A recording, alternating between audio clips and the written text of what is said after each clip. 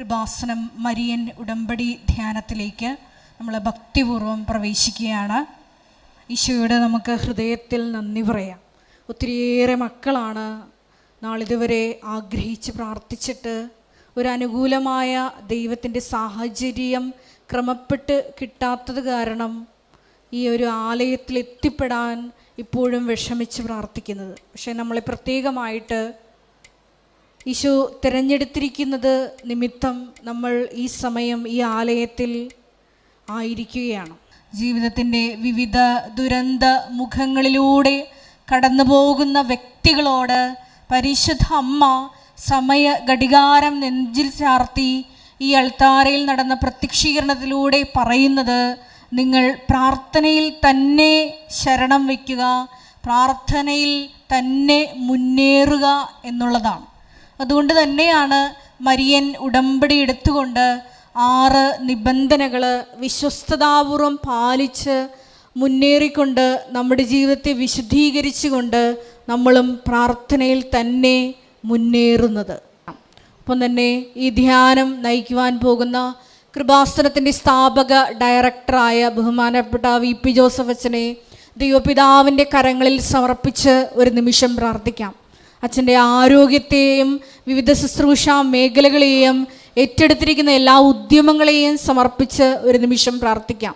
വരാൻ പോകുന്ന ആരാധനാ മണിക്കൂറിൽ ഈശോയെ ഞങ്ങൾക്ക് ആവശ്യമായിട്ടുള്ള വചനങ്ങൾ നൽകണമേ എന്ന് പ്രാർത്ഥിക്കാം. ഞങ്ങളുടെ ജീവിതത്തിലൊക്കെ കൃപയ്ക്ക് തടസ്സമായി നിൽക്കുന്ന പാപമേഖലകളെയും സാഹചര്യങ്ങളെയും ഈശോയെ ആരാധനയിലൂടെ വെളിപ്പെട്ട് കിട്ടി നിൻ്റെ കരുണ കൃപ ഞങ്ങളിൽ വന്ന് നിറയുവാൻ തടസ്സമായ ജീവിത മേഖലകളെയെല്ലാം പാപമേഖലകളെല്ലാം വെറുത്തുപേക്ഷിക്കാനുള്ള വലിയ കൃപയ്ക്ക് വേണ്ടി ഒരു നിമിഷം നമുക്ക് മൗനമായിട്ട് പ്രാർത്ഥിക്കാം.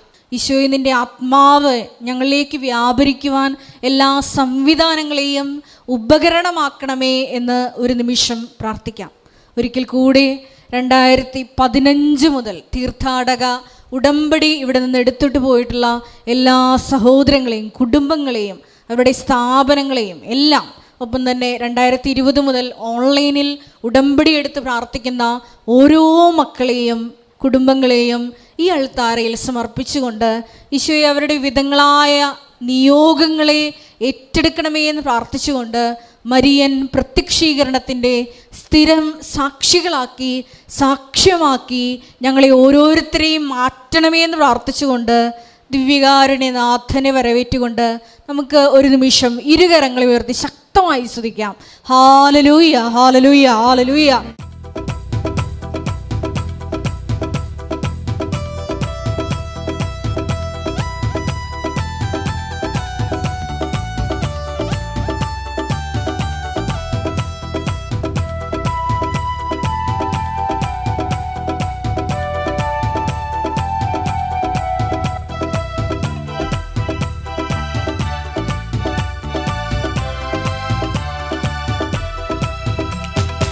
ആരാധിക്കാം, നമുക്കാരാധിക്കാം, മാലാഖമാരൊന്നിച്ചാരാധിക്കാം.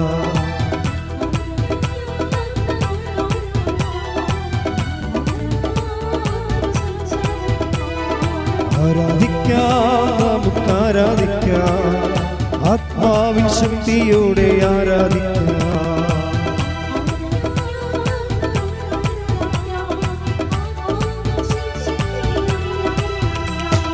ദാനിയേലോ സിംഹക്കുഴിയിൽ ആരാധിച്ചവോ, അപ്പോസ്തലർ ജയിലുകളിൽ ആരാധിച്ചവോ,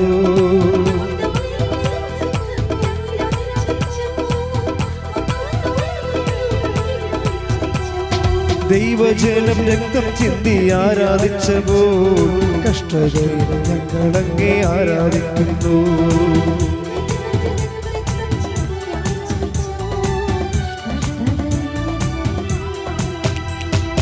ആരാധിക്കാം, നമുക്കാരാധിക്കാം, മാലാഖമാരൊന്നിച്ചാരാധിക്കാം. ആരാധിക്കാം, നമുക്കാരാധിക്കാം, ആത്മാവിൻ ശക്തിയോടെ ആരാധിക്കാം. പ്രാർത്ഥിക്കാം. ഹല്ലേലൂയ, ഹല്ലേലൂയ, മഹത്വം, മഹത്വം. ഒരിക്കൽ കൂടി ഈ ധ്യാനം നയിക്കുവാൻ പോകുന്ന ബഹുമാനപ്പെട്ട വി.പി. ജോസഫ് അച്ഛനെ ഈ അൽത്താരയിൽ സമർപ്പിച്ച് പ്രാർത്ഥിക്കുന്നു. ഞങ്ങൾക്ക് ആവശ്യമായിട്ടുള്ള വചനം നൽകണമേ എന്ന് ഞാൻ പ്രാർത്ഥിക്കുന്നു. വചനത്താൽ ഞങ്ങളെ വിശുദ്ധീകരിക്കണമേ എന്ന് പ്രാർത്ഥിക്കുന്നു. ശക്തീകരിക്കണമേ എന്ന് പ്രാർത്ഥിക്കുന്നു. വഴി നടത്തണമേ എന്ന് പ്രാർത്ഥിക്കുന്നു. ആത്മാവിൽ ധന്യരാക്കണമേ എന്ന് പ്രാർത്ഥിക്കുന്നു. ഹല്ലേലൂയ, ഹല്ലേലൂയ, മഹത്വം, മഹത്വം, ആരാധന, ആരാധന, ഹല്ലേലൂയ.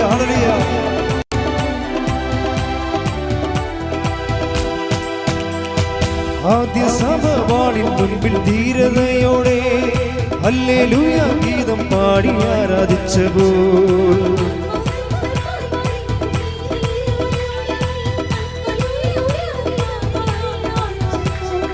യേശുവിനായി ലോകത്തിൽ മരണം വന്നാലും ഹല്ലേലൂയ ഗീതം പാടി ആരാധിക്കുമേ.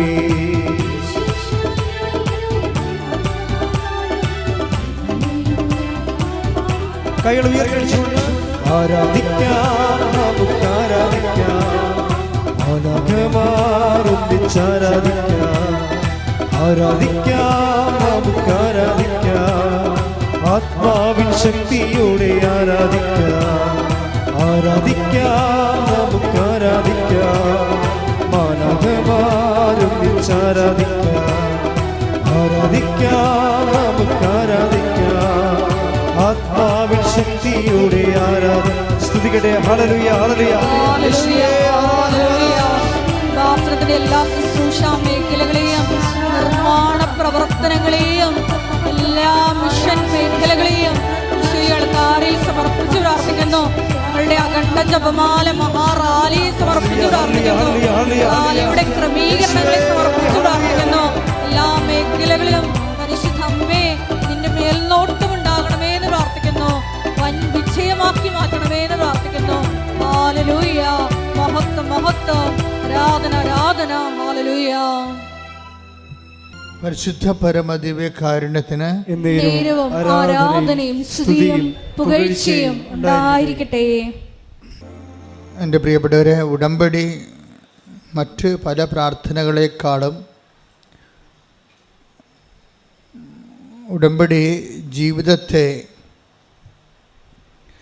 ഉടമ്പടി ജീവിതമെന്ന് പറഞ്ഞൊരു പുതിയ ജീവിതം ആൾക്കാർ ആരംഭിച്ചിരിക്കുകയാണ്. അത് നമുക്ക് മനസ്സിലാകണത് ഈ സാക്ഷ്യം പറഞ്ഞു കഴിയുമ്പോൾ അവസാനം പറയവർ എൻ്റെ മരണം വരെ ഞാനും എൻ്റെ കുടുംബവും ഉടമ്പടി ജീവിക്കും. അപ്പം നമ്മളത് പറഞ്ഞു കൊടുത്തതല്ല, അവർ പറഞ്ഞു കേട്ടിട്ട് നമ്മൾ പറയണതാണ്. ഉടമ്പടി ഒരു ജീവിതക്രമമാണെന്നുള്ളത് ജനങ്ങൾ അവരുടെ അനുഭവത്തിൽ നിന്ന് അവർ പ്രഖ്യാപിക്കുമ്പോൾ അത് ചകഞ്ഞ് മാറ്റിയെടുത്തിട്ടാണ് നമ്മൾ നിങ്ങളോട് പൊതുവായിട്ട് പറയണത്. ജനങ്ങൾക്ക് ഇങ്ങനെ ഒരു അനുഭവമുണ്ട്.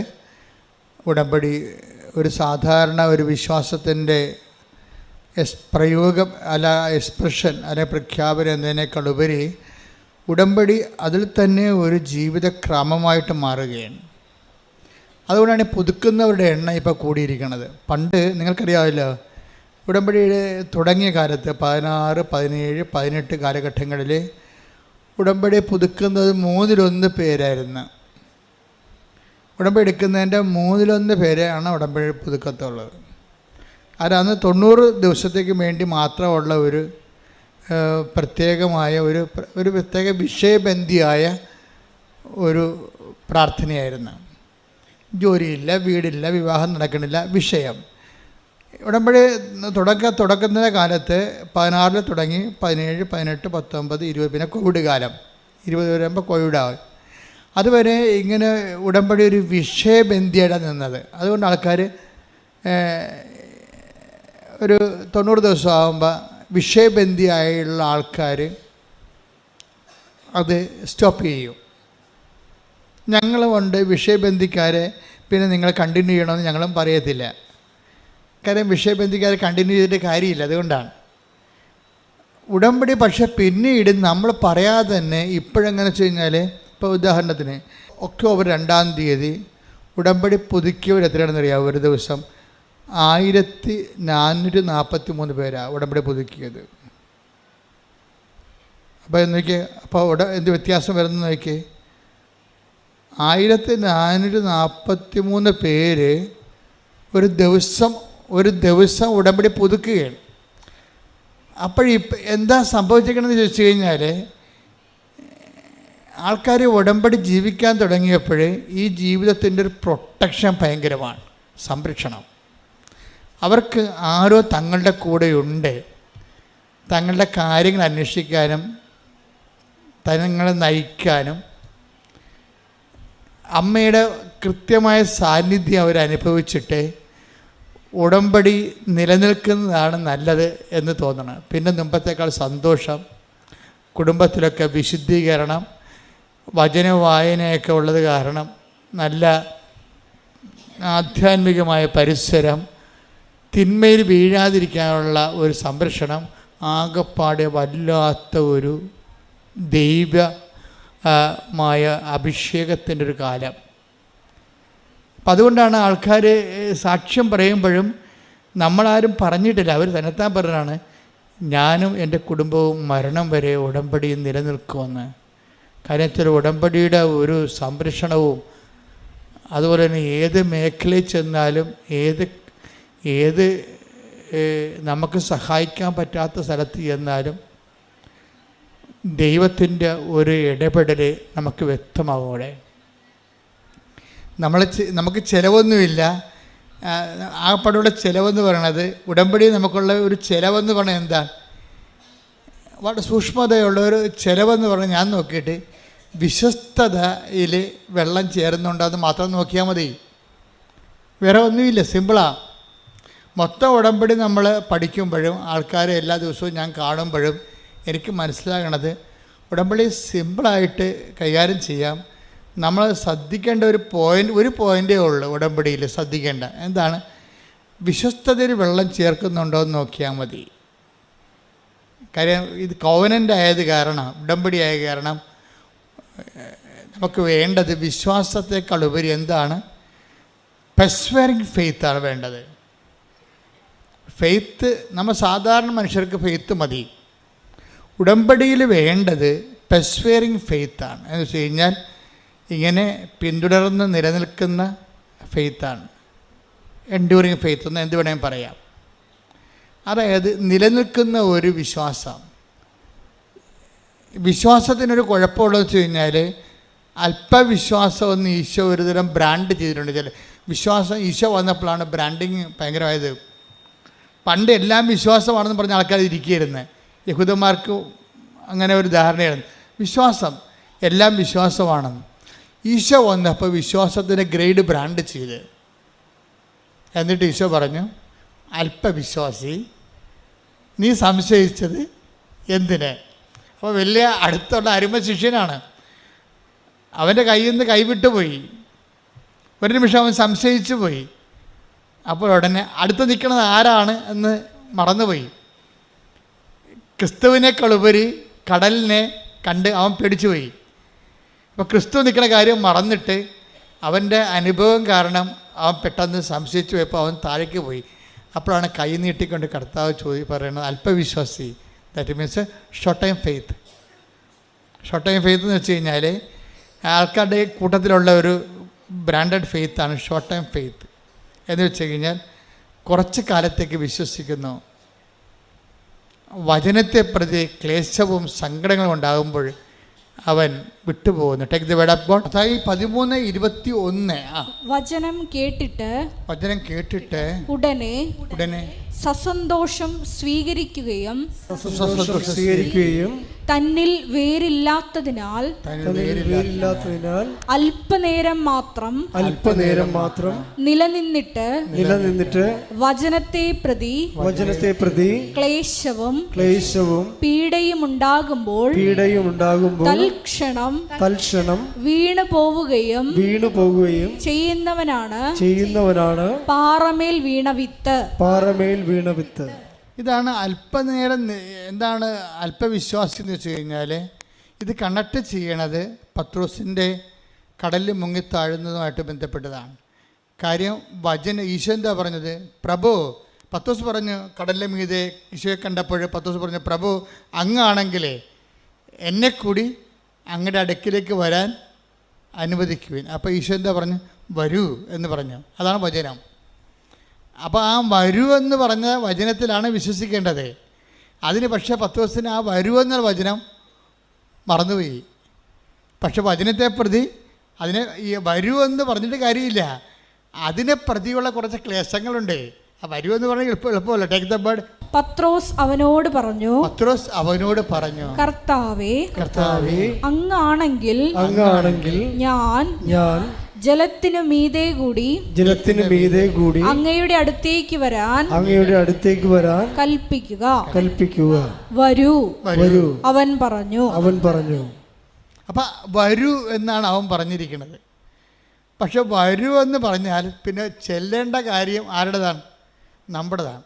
അതത്ര ഈസിയല്ല. വരുമെന്ന് പറയുമ്പോൾ ആദ്യത്തെ ഉണ്ടാകുന്ന ചിരിയും സന്തോഷവും ആവേശമൊക്കെ കുറച്ച് കഴിയുമ്പോൾ മാഞ്ഞു പോകും. ഓരോ വചനവും നടപ്പിൽ വരാൻ അതിൻ്റെ കറസ്പോണ്ടിങ് പേയ്മെൻറ്റ് എന്ന് വെച്ച് കഴിഞ്ഞാൽ അതിൻ്റെ അർത്ഥം എന്ന് വെച്ച് കഴിഞ്ഞാൽ അത് നടപ്പിൽ വരുത്താൻ ആവശ്യമായ ചെലവ് പടികളുണ്ട്. മനസ്സിലായി? അല്ലാതെ നമ്മൾ വിശ്വസിക്കണമെന്ന് പറഞ്ഞാൽ ദൈവം ഏക്കത്തില്ല. ദൈവം നമ്മുടെ ഒരു വിശ്വാസവും ടെസ്റ്റ് ചെയ്യാതെ എടുക്കത്തില്ല. ഈ കളികളെ കൃത്യമായിട്ട് മനസ്സിലായില്ലെങ്കിൽ നമ്മുടെ ഈ പാരമ്പര്യ വിശ്വാസം കൊണ്ടിരിക്കും, ഒരു പണിയും നടക്കത്തില്ല. ദൈവത്തിൻ്റെ സ്വഭാവം നമ്മൾ എന്ത് കാലെ പിടിച്ച് പറഞ്ഞാലും ദൈവം പറയും, ഓക്കെ പറയണതല്ല ഞാൻ കേട്ടു, പക്ഷേ ടെസ്റ്റ് ചെയ്യാനുണ്ട്. എല്ലാം പത്തോസിന് വരെ പറയും ടെസ്റ്റ് ചെയ്യാനുണ്ട്. നീ പറയണ കാര്യം സത്യമാണോ എന്ന് എനിക്ക് ടെസ്റ്റ് ചെയ്യണമെന്ന് പറയും. അതുകൊണ്ട് വരുമെന്ന് പറയും. പിന്നെ വരുമെന്ന് പറയുമ്പോൾ നമ്മൾ കുണുങ്ങി ചാടി അങ്ങോട്ട് ചെല്ലും. കുറച്ച് കഴിയുമ്പോൾ ടെസ്റ്റ് വരും. എന്താണ്? പത്തോസ് കടലിനെ നോക്കും, കാലും നനയും. അപ്പോൾ താഴേക്ക് കർത്താവിനെ മാറ്റിയിട്ട് കടലിനായിട്ട് നോക്കുമ്പോൾ യു എന്ന് അങ്ങോട്ട് എടുക്കും. അതായത് കർത്താവിനെ നോക്കിപ്പോയ ആളാണ് പെട്ടെന്ന് പകച്ചു പോകും. ഈ പെട്ടെന്ന് പകച്ചു പോണതല്ല, പെട്ടെന്ന് പകച്ചു പോണ അനുഭവങ്ങൾ ദൈവം തരും. മനസ്സിലായില്ലേ? അത് നമ്മളെപ്പോഴും ശ്രദ്ധിക്കണം. പെട്ടെന്ന് പകച്ചു പോണതല്ല, പെട്ടെന്ന് നമുക്ക് പകച്ചു പോകുന്ന രീതിയിലുള്ള അനുഭവങ്ങൾ ദൈവം തരും. ഇപ്പം ഇപ്പോൾ ഭർത്താവിൻ്റെ കള്ളുകുടി മാറാൻ പ്രാർത്ഥിച്ച്, അല്ലെങ്കിൽ അയാളുടെ സംശയ രോഗം മാറാൻ വേണ്ടി പ്രാർത്ഥിച്ചു. അപ്പോൾ 2 ദിവസം അയാളുടെ സംശയം മാറി. അപ്പോൾ ദൈവമേ ഉടമ്പടി ഏറ്റ്, നേരത്തെ പോകേണ്ടതായിരുന്നു എന്നൊക്കെ പറയും. കുറച്ച് കഴിയുമ്പോൾ അയാൾക്ക് പണ്ട് പത്രക്കാരനെ മാത്രമേ സംശയം ഉണ്ടായിരുന്നുള്ളൂ, ഇപ്പോൾ ഇൻസ്റ്റാൾമെൻറ്റുകാരനെ കൂടി സംശയമായി. അതാണ് പ്രശ്നം. ഒരാഴ്ച പുള്ളിക്ക് കുഴപ്പമൊന്നുമില്ലായിരുന്നു. പത്രക്കാരനെ മാത്രമേ പുള്ളിക്ക് പണ്ട് സംശയം ഉണ്ടായിരുന്നു. ഉടമ്പടി എടുത്തപ്പോൾ ഇൻസ്റ്റാൾമെൻറ്റുകാരനെ കൂടി സംശയമായി. പകച്ചു പോയി നമ്മൾ പെട്ടെന്ന്. അപ്പോൾ എന്ത് ചെയ്യും? ഇനിയിപ്പോൾ നീലത്തിരി കത്തിച്ചാൽ എന്ത് കാര്യം, പച്ചത്തിരി കത്തിച്ചാൽ എന്ത് കാര്യം? കണ്ട സംഭവത്തിൽ പേയ്മെൻറ്റ് വിരണ കണ്ടില്ലേ? ഇതിൻ്റെ ഉടമ്പടി വഴികളിലുള്ള പേയ്മെൻറ്റ് നോക്കണം. അത് ഇതിനകത്ത് നമ്മൾ എന്ത് വിശ്വസിക്കണമെന്ന് പറഞ്ഞാലും നമ്മുടെ അപ്പനേക്കും അമ്മയേക്കും മക്കളും എല്ലാവരും ഏൽക്കും. പക്ഷേ ദൈവം മാത്രം ഏൽക്കത്തില്ല. ടെസ്റ്റ് ഉണ്ടെന്ന് പറയും. ഇത് ടെസ്റ്റെന്ന് പറയുന്ന വിശ്വാസമാണോ? ഇത് മരണം വരെ ടെസ്റ്റുകളുണ്ടാകും. അതാണ് ഈശോ പറഞ്ഞ പ്രലോഭനങ്ങൾ ഉണ്ടാവേണ്ടതാണ്. 18:7 എടുത്ത് മത്തായി സുവിശേഷം ശ്രദ്ധിക്കട്ടെ. ഹല്ലേലൂയ ഹല്ലേലൂയ ഹല്ലേലൂയ. യേശുവേ നന്ദി, യേശുവേ സ്തുതി. ഹല്ലേലൂയ ഹല്ലേലൂയ ഹല്ലേലൂയ. മത്തായി 18:7. പ്രലോഭനങ്ങൾ നിമിത്തം ലോകത്തിന് ദുരിതം. ദുരിതമാണല്ലേ? പ്രലോഭനങ്ങൾ ഉണ്ടാകേണ്ടതാണ്. മാറ്റാൻ പറ്റത്തില്ല. പ്രലോഭനങ്ങൾ നിമിത്തം ലോകത്തിന് എന്ന് പറഞ്ഞ പ്രലോഭനങ്ങൾ നിമിത്തം ലോകത്തിന് ദുരിതം. അല്ല, പ്രലോഭനം നല്ലതല്ല, ദുരിതം തന്നെയാണ്. അതിതുപോലെ ഇടയ്ക്കിടെ നമ്മളുടെ അപ്രതീക്ഷിതമായിട്ട് നമ്മൾ വിചാരിക്കുമ്പോൾ ഉടമ്പടി എടുക്കുമ്പോൾ, ഉടമ്പടി ജീവിക്കുമ്പോൾ നമ്മൾ പ്രതീക്ഷിക്കുന്ന ഒരു പ്രതീക്ഷ ഉണ്ടല്ലോ, ഈ പ്രതീക്ഷ ചില സമയത്ത് നേരെ കടകവിരുദ്ധമായിട്ട് സംഭവിക്കും. ഇതാണ് പ്രലോഭനം എന്ന് പറയുന്നത്. പ്രലോഭന നിമിത്തം എന്താ സംഭവിക്കണത്? ലോകത്തിന് നമുക്ക് ദുരിതം. അതാ ഒന്ന് പറഞ്ഞേ. പ്രലോഭനങ്ങൾ നിമിത്തം ലോകത്തിന് ദുരിതം. പ്രലോഭനങ്ങൾ ഉണ്ടാകേണ്ടതാണ്. അയ്യോ, ഇത് കണ്ട, ഇത് ഇൻഡിസ്പെൻസിബിൾ ആണ്. അതായത് അച്ഛനായാലും കത്തനായാലും കപ്പേരായാലും കർദിനാളായാലും സംഭവം മാറ്റാൻ പറ്റത്തില്ല. എന്താ കാര്യം? ഇതുള്ളതാണ്. ഇതിൻ്റെ ഈ ഫെയ്ത്ത് പാക്കേജിൻ്റെ കൂടെ ഉള്ളതാണ് ടെസ്റ്റ്. പ്രലോഭനം എന്നൊരു ടെസ്റ്റ്. കാര്യം നമ്മളുടെ വിശ്വാസം എന്ന് പറഞ്ഞാൽ ടെസ്റ്റ് ചെയ്യട്ടെന്ന് പറയുന്നത് ടെസ്റ്റ് ചെയ്യാതെ എടുക്കത്തില്ല. അതിന് ചിലപ്പോൾ അതിനെ പറ്റിയിട്ടുള്ള ടെസ്റ്റ് ചെയ്യാൻ പറ്റിയിട്ടുള്ള പല തരത്തിലുള്ള ഗെയിംസ് തരും നമ്മൾ ടെസ്റ്റ് ചെയ്യാൻ പറ്റിയ, അല്ലെങ്കിൽ പ്രോബ്ലംസ് തരും. നമുക്ക് അധ്യാത്മം വരുമ്പോൾ അത് പ്രോബ്ലമാണ് വരണത്. പ്രശ്നങ്ങൾ തരും ടെസ്റ്റ് ചെയ്യാൻ പറ്റിയ. ഈ പ്രശ്നത്തിൽ ഇപ്പം ഈ ദിവസങ്ങളിലൊരു സാക്ഷ്യം ഉണ്ടായി. ഒരു കായംകുളത്തുകാരാണ് സാക്ഷ്യം പറഞ്ഞിരിക്കുന്നത്. പുള്ളിക്കാരൻ്റെ സാക്ഷ്യം ഭയങ്കര രസമാണ്. പുള്ളിക്കാരനും വൈഫും ആണ് വിഷയം. എന്നു കഴിഞ്ഞാൽ അവർക്ക് 8 കൊല്ലമായി അവർ കല്യാണം കഴിച്ചിട്ട് ഇതുവരെക്ക് മക്കളില്ല. ഞാൻ കത്തോലിക്കനൊക്കെയാണ്, പക്ഷേ എനിക്ക് വിശ്വാസമൊന്നുമില്ല എന്ന് പറയും. എന്തൊരു കഷ്ടമാണല്ലേ, എന്തൊരു കഷ്ടമെന്ന് വെച്ചാൽ വല്ലാത്ത കഷ്ടമാണ്.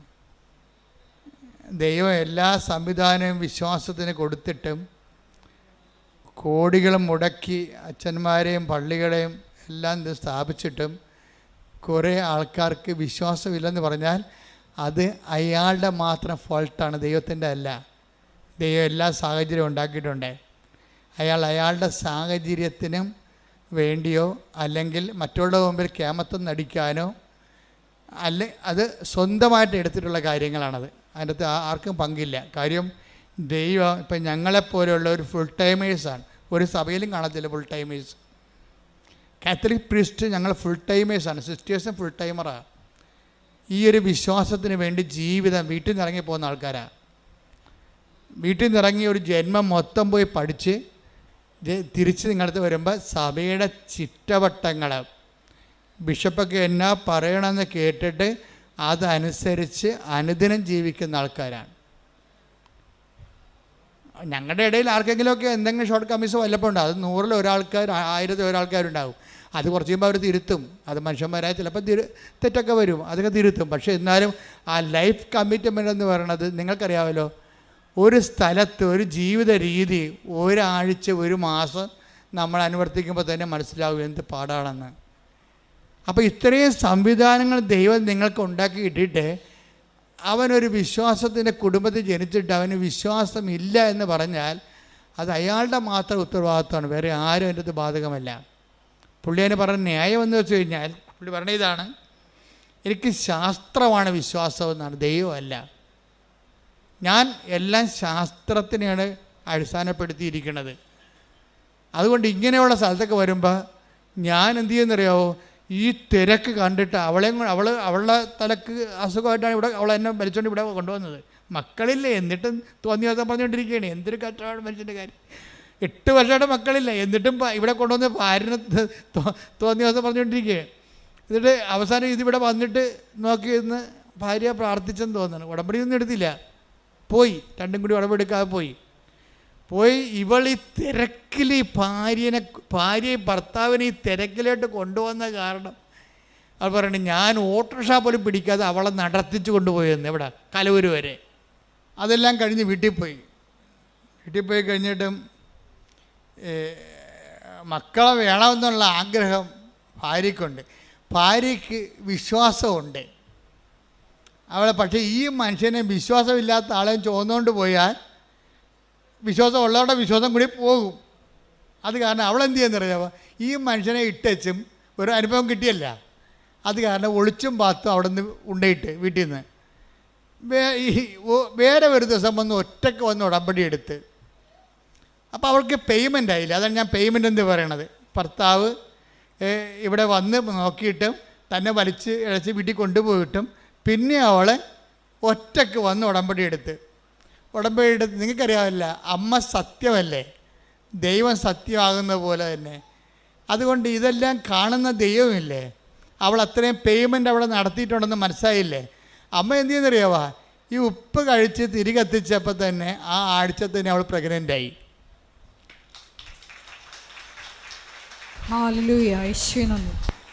ആഴ്ച പ്രഗ്നൻ്റായി. അപ്പം ഭർത്താവിന് വിശ്വാസമായി.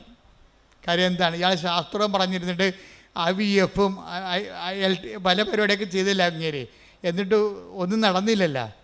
അവസാനം ഇവിടെ അമ്മയുടെ അടുത്ത് വന്നപ്പോൾ ഒറ്റ വരവിന് ഒരാഴ്ച കൊണ്ട് തന്നെ അവൾ പ്രഗ്നൻ്റായി. ആ കുട്ടിയെ കിട്ടിയപ്പോൾ തന്നെ അയാൾക്ക് ഭയങ്കര സന്തോഷമായി. കാര്യം അയാളുടെ ശാസ്ത്രം അവിടെ പരാജയപ്പെട്ട കാരണം അയാൾ വിശ്വാസത്തിലേക്ക് വന്ന്. പിന്നെ എന്താ വെച്ച് കഴിഞ്ഞാൽ, പിന്നെ ആദ്യത്തെ കുഞ്ഞ് ജനിച്ച് കഴിഞ്ഞപ്പോൾ തന്നെ രണ്ടാമത്തെ കുഞ്ഞും ജനിച്ച്. അപ്പം അതിന് മറ്റേത് മുല കൂടി മാറിയില്ലെങ്കിൽ പോലും അവർ അഡ്ജസ്റ്റ് ചെയ്ത് രണ്ടാമത്തെ കുഞ്ഞിനെയും കൂടി എടുത്ത്. അമ്മയുടെ ഒരു വിഷയം എന്ന് വെച്ച് കഴിഞ്ഞാൽ, അതായത് രണ്ടാമത്തെ കുഞ്ഞിനെയും കൂടി കിട്ടിക്കഴിഞ്ഞപ്പോൾ 8 കൊല്ലമായിട്ട് കുഞ്ഞില്ലാത്ത ആൾക്കാരാണേ. ഒരു പിക്ചർ മാറുന്ന മാറ്റം കണ്ടില്ലേ, ഉടമ്പടിയിലൂടെ പിക്ചർ മാറുന്ന മാറ്റം കണ്ടില്ലേ. അതായത് ഈ രണ്ടാമത്തെ കുഞ്ഞിനെയും കിട്ടിക്കഴിഞ്ഞപ്പോൾ മൂന്നാമത്തെ കുഞ്ഞിനെയും പ്രഗ്നൻ്റായി. അതോടുകൂടി ആ ചേടത്തിയുടെ പടം കൊഴിഞ്ഞ്. നമ്മൾ വിശ്വാസികളെന്ന് പറയുന്ന ആൾക്കാർ പക്ഷേ ദൈവം അംഗീകരിക്കത്തില്ല. അതാണ് പ്രശ്നം.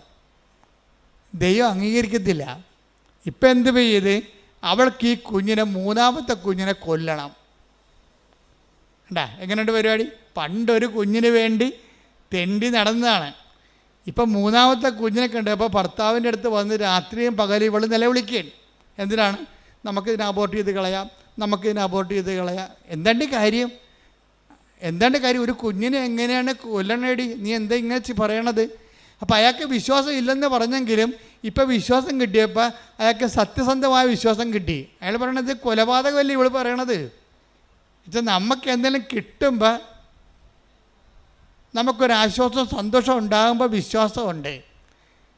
ആ വിശ്വാസത്തിന് വേണ്ടി നമ്മൾ വില കൊടുക്കേണ്ടി വരികയാണെങ്കിൽ, അയ്യോ എൻ്റെ 5 പൈസ ഇല്ലെന്ന് പറയും, ഞാൻ ചെയ്യത്തില്ല, നമുക്ക് വേണ്ടെന്ന് പറയും. കണ്ട, ഇത് ഇങ്ങനെയൊക്കെയുള്ള കള്ള വിശ്വാസങ്ങൾ ആൾക്കാർക്കുണ്ട്. അതാണ് വിശ്വാസത്തിൻ്റെ ഗ്രേഡ് തിരിക്കണതിൻ്റെ കാര്യം. വലിയ വിശ്വാസം, ചെറിയ വിശ്വാസം എന്നൊക്കെ ഈശോ പറയത്തില്ലേ? അതിൻ്റെ കാര്യം അല്പവിശ്വാസമുണ്ട്, ചെറിയ വിശ്വാസമുണ്ട്, വലിയ വിശ്വാസമുണ്ട്. അപ്പോൾ ഈ വിശ്വാസത്തിന് പേയ്മെൻറ്റ് കൊടുക്കണ അനുസരിച്ചാണ് വിശ്വാസം വലുതാകണത്. ദൈവം എപ്പോഴും നോക്കണത് വലിയ വിശ്വാസം എന്നാണ് പറയണതെന്നുണ്ടെങ്കിലും അതെന്താ ട്രൂ ഫെയ്ത്ത് എന്നാണ് ഉദ്ദേശിക്കുന്നത്. സത്യവിശ്വാസം എന്ന് വെച്ചാൽ ടെസ്റ്റഡ് ഫെയ്ത്താണ് സത്യവിശ്വാസം. അതിന് കള്ളൻ അല്ല. ഇപ്പം ഇവൾക്ക് വിശ്വാസം ഒരു ടെസ്റ്റ് കൊടുത്തിരിക്കുകയാണ്. ഇവൾ എന്തുകൊണ്ടാണ് രാത്രിയും പകലും ഉറക്കവുമില്ല, ഊണുമില്ല? ഇവൾക്ക് ഡിപ്രഷനായി. പ്രഗ്നൻ്റുമാണ്, ഇവൾ ഡിപ്രഷനുമാണ്. ഇവളെ കൊണ്ട് സൈക്കാട്രിക് കാണിക്കേണ്ടി വന്ന അവസാനം. ഭർത്താവിനാണെങ്കിൽ കുഞ്ഞിനെ കൊല്ലാൻ താല്പര്യമില്ല, ഇവളാണെങ്കിൽ കുഞ്ഞിനെ കൊന്നേ മതിയാകത്തുള്ളൂ. എന്നാടി കാര്യം എന്ന് പറയുമ്പം ആൾക്കാരൊക്കെ കളിയാക്കണം എന്നാണ് കാര്യം. കണ്ട നോക്കിയേ. അപ്പോൾ ദൈവം അവിടെ ഇല്ല. ഇപ്പം ആരാ വന്നിരിക്കുന്നത്? ദൈവമായിട്ട് ആൾക്കാർ വന്നിരിക്കുകയാണ്. ഈ സായിപ്പിനെ കാണുമ്പോൾ കവാത്ത മറക്കുകയും ചെയ്യുന്ന പരിപാടി നമ്മുടെ കയ്യിലുണ്ടെന്ന് ഈശോയ്ക്ക് അറിയാം. അതുകൊണ്ട് ടെസ്റ്റ് ചെയ്യണ പലപ്പോഴും ഒരു സൊസൈറ്റീനെ വെച്ചുകൊണ്ടാണ് ടെസ്റ്റ് ചെയ്യത്തുള്ളൂ. രഹസ്യമായിട്ടുള്ള പരിപാടിയൊന്നുമില്ല. രഹസ്യത്തിൽ അനുഗ്രഹം അടിച്ചു മാറ്റിയിട്ട് സാക്ഷ്യം പറയാൻ പോകാമെന്ന് പറഞ്ഞിരിക്കല്ലേ, പോതില്ല. ഓന്തോടിയ വെയിൽ വരെ, ചെമ്മീൻ ചാടിയ ചട്ടി വരെ നീ തിരിച്ചു വരേണ്ടി വരും. ദൈവത്തിനെ പറ്റിച്ചിട്ട് അനുഗ്രഹം അടിച്ചു മാറ്റിയിട്ട് ആരോടും അറിയാതെ തൻ്റെ കേമത്വമാണെന്ന് പറഞ്ഞുകൊണ്ട് ഇരുന്ന എൻ്റെ പൊന്നു മകനെ മകളെ, ഇവിടെ തന്നെ നീ വരേണ്ടി വരും. വന്നു കഴിഞ്ഞാൽ ഒറ്റ നടക്കി സംഭവം പോകത്തില്ല. എന്താ കാര്യം? നീ ഫ്രോഡാണെന്ന് ദൈവത്തിന് ആദ്യമേ മനസ്സിലായതാണ്. ഒരിക്കൽ നമ്മളോർക്കുക, നിങ്ങൾക്ക് ഭർത്താവിനെ പറ്റിക്കാം, നാട്ടുകാരെ പറ്റിക്കാം, അയൽവാസികളെ പറ്റിക്കാം. ദൈവത്തിനെ പറ്റിച്ചാൽ ആ പാട് അവിടെ കിടക്കും. ഈ ഗർഭിണികളൊക്കെ 9-ാം മാസം 6-ാം മാസം ആകുമ്പോഴൊക്കെ മൂത്ത പിള്ളേരുണ്ടെങ്കിൽ അമ്മൂമ്മ പറയത്തില്ലേ, എടി കുഞ്ഞ് അമ്മയുടെ ചെല്ലല്ലോ, എന്താ ഈ കൊച്ചിന് അകം കൊണ്ട് വയറായിട്ട് വല്ല മാന്തിയിട്ടുണ്ടെങ്കിൽ ആ ഗർഭിണിയുടെ വയറിൻ്റെ കൊച്ചു മാന്തി നഖത്തിൻ്റെ പാട് അങ്ങനെ തന്നെ മരണം വരെ കിടക്കും. എന്താണ്? ശരീരം ലൂസ് ചെയ്തിരിക്കണല്ലേ. ശരീരം ഇളമക്കൊണ്ടിരിക്കുന്ന സമയത്ത് നമ്മളൊരു പാടിട്ടാൽ മതി, അവിടെ കിടക്കും. അതുപോലെ തന്നെ ദൈവത്തിനായിട്ടൊരു പണി കൊടുത്താൽ ആ പാടങ്ങനെ കിടക്കും. ഞാൻ ഇസ്രയേലിൽ ചെന്നപ്പോഴേ, കഴിഞ്ഞ ദിവസം നമ്മൾ ഇസ്രയേലിൻ്റെ ഇത്രയും യുദ്ധം ഉണ്ടെങ്കിലും കർത്താവ് നമ്മളവിടെ ധ്യാനിപ്പിക്കാൻ വിളിച്ചായിരുന്നു. ഞാനിപ്പോൾ കഴിഞ്ഞ ആഴ്ച ഈ സമയത്ത് ജെറുസലേമിൽ ധ്യാനിപ്പിച്ചുകൊണ്ടിരിക്കുകയാണ്. അപ്പം ജെറുസലേമിൽ ഞാൻ ചെല്ലുമ്പോൾ തന്നെ മലയാളികൾ എത്രയോ നൂറുകണക്കിന് മലയാളികളാണ് വരുന്നത്. അപ്പം ഞാൻ അവരെല്ലാവരോടും ധ്യാനത്തിൻ്റെ സമയത്ത് പറഞ്ഞു, അതായത് നമ്മൾക്ക് സമയത്ത് ഇപ്പം നിങ്ങൾ തന്നെ ഇവിടെ ഇസ്രയേലിലുള്ളവർ നിങ്ങളിപ്പോൾ പെട്ടെന്ന് ചിന്തിക്കുകയാണ്, ഇവിടെ എനിക്ക് ഭർത്താവിനെ കൊണ്ടുവരാൻ പറ്റത്തില്ലല്ലോ, മക്കളുമായിട്ട് വന്ന് കുടുംബമായിട്ട് ജീവിക്കാൻ പറ്റത്തില്ലല്ലോ, ന്യൂസിലൻഡിൽ പോയാൽ പറ്റുമല്ലോ എന്ന് പറഞ്ഞ് നിങ്ങൾ കെട്ടിയെടുത്ത് ന്യൂസിലൻഡിലേക്ക് പോകാം. അപ്പം അങ്ങനെ ന്യൂസിലൻഡിലേക്ക് പോകാൻ കൊണ്ട് കൈപൊക്കാൻ പറഞ്ഞപ്പോൾ കുറേ എണ്ണം കൈപൊക്കി. ഞാൻ പറഞ്ഞു, രണ്ടാമതൊന്നും ചിന്തിക്കണേ, ഇവിടുന്ന് ചാടറാകുമ്പോൾ ഒന്ന് ചിന്തിക്കണം. എന്താ കാര്യം എന്ന് വെച്ച് കഴിഞ്ഞാൽ എല്ലായിടത്തും എല്ലാ നിയമങ്ങളും എപ്പോഴും മാറിക്കൊണ്ടിരിക്കും. അതെനിക്ക് ജെറുസലേമിൽ ചെന്നപ്പോൾ കർത്താവ് എനിക്കൊരു ഐഡിയ തന്ന്, നിയമം ഇങ്ങനെ ചാടാൻ കുറച്ച് നിപ്പുണ്ട്, നിയമങ്ങൾ മാറിയാൽ അവിടെയും ഇല്ല ഇവിടെയും ഇല്ലാത്ത രീതി വരും. അതുകൊണ്ട് ഇപ്പം ഞാൻ പറഞ്ഞു, കൈവൊക്കെ അണ്ണന്മാരെല്ലാം പ്രാർത്ഥിക്കുക, കുറച്ച് പ്രാർത്ഥിച്ചിട്ട്. അപ്പോൾ എൻ്റെ കൂടെ ഒരു 10 ആ സമയത്ത് പള്ളിയല്ലായിരുന്നു, പൊതുവെ സാക്രിസ്റ്റി കുറച്ച് പേരെ ഉണ്ടായുള്ളൂ. ആ സമയത്ത് എൻ്റെ മനസ്സിൽ സംഭവം വന്നത് കാര്യം. അപ്പോഴേ ഇതോടുകൂടി ആൾക്കാർക്കൊരു വെളിവായി. എന്താ കാര്യം വെച്ച് കഴിഞ്ഞാൽ ഇങ്ങനെ ചിന്തിച്ച്, അതായത് ഒരു തെറ്റായ തീരുമാനം ഉണ്ടായാൽ മതി, പ്രൊട്ടക്ഷൻ ഇല്ലെങ്കിൽ പണി കിട്ടും. എന്ന് വെച്ച് കഴിഞ്ഞാൽ നിങ്ങളെപ്പോഴെങ്കിലും ദൈവത്തിന് കൊടുക്കേണ്ട മഹത്വം ദൈവത്തിന് കൊടുക്കാതെ സ്വന്തം ഗമയാണെന്ന് വിചാരിക്കുകയോ അല്ലെങ്കിൽ നിങ്ങളുടെ ബന്ധുക്കൾക്കോ പണത്തിനോ പാർട്ടിക്കോ പറമ്പിനോ പൊന്നിനോ ദൈവത്തിന് പകരം വെച്ചിട്ടുണ്ടെങ്കിൽ ഈ പാടിങ്ങനെ കിടക്കും. ഒറ്റടക്ക് പോകത്തില്ല ഈ സംഭവം. ഇത് എക്സിറ്റ് അടിച്ച് പോയിട്ടുണ്ടെങ്കിൽ ഏത് രാജ്യത്ത് പോലെ നിങ്ങൾ എക്സിറ്റ് ആകും കമ്പ്യൂട്ടർ നോക്കുമ്പോൾ. അതുപോലെ നിങ്ങൾ ഒരിക്കൽ ദൈവത്തിന് പണി കൊടുത്തിട്ടുള്ളതാണ്. നിങ്ങളിപ്പോൾ അയ്യോ ഞാൻ സാക്ഷ്യം പറയത്തൊന്നുമില്ല, ഞാൻ ആൾക്കാർ കേൾക്കത്തില്ല, നാത്തൂരുണ്ടാകും, ഇവിടെ അയൽവാസികളുണ്ടാകും, അവർ നാട്ടിൽ പോയി എന്ത് പറയും എന്നെക്കുറിച്ച്, അപ്പം എനിക്ക് ഇങ്ങനെ പ്രശ്നം ഉണ്ടായെന്ന് അറിയത്തില്ലേ. അപ്പോൾ പ്രശ്നം ഉണ്ടായെന്ന് ആൾക്കാർ അറിയുകയും ചെയ്യരുത്, എന്ന സൂത്രത്തെ അനുഗ്രഹം അടിച്ച് മാറ്റുകയും ചെയ്യണം എന്നാ പറഞ്ഞിരിക്കുന്ന സൂത്രക്കാരികളുണ്ട്. നിങ്ങളോടാണ് ഞാൻ പറയണത്. നിങ്ങൾ ഓടണത് വെയിൽ വരെയേ ഉള്ളൂ, ഓന്തുപോലെ തിരിച്ചു വരും സാധനം. എന്താ കാര്യം, തിരിച്ച് വരുമ്പോൾ ആദ്യം ഉണ്ടായിരുന്ന മോന്തം ഉണ്ടാകത്തില്ല. കുറച്ച് അയലൊക്കെ നൂലിൻ്റെ പെസക ഉണ്ടെന്ന് പറയും ഞങ്ങളുടെ നാട്ടിലൊക്കെ. എന്താ പറ്റുന്നത് വെച്ച് കഴിഞ്ഞാൽ ഇയാൾ ഇനി രണ്ടാമത്തെ ടെസ്റ്റ്, ഡബിൾ ടെസ്റ്റ് വരും. ഇനി ഫേക്കാണെന്ന് മനസ്സിലായ സ്ഥിതിക്ക് പിന്നെ 2 ടെസ്റ്റ് ആവും. ആൾക്കാർക്ക് എന്നാ പ്രശ്നം എന്നറിയാമോ, ആൾക്കാർ ഭയങ്കരമായിട്ട് ഉടമ്പടിയൊക്കെ എടുത്ത് കസറിക്കൊണ്ട് പ്രാർത്ഥിക്കും, എന്നാലും ഉള്ളിൽ വിശ്വസിക്കും.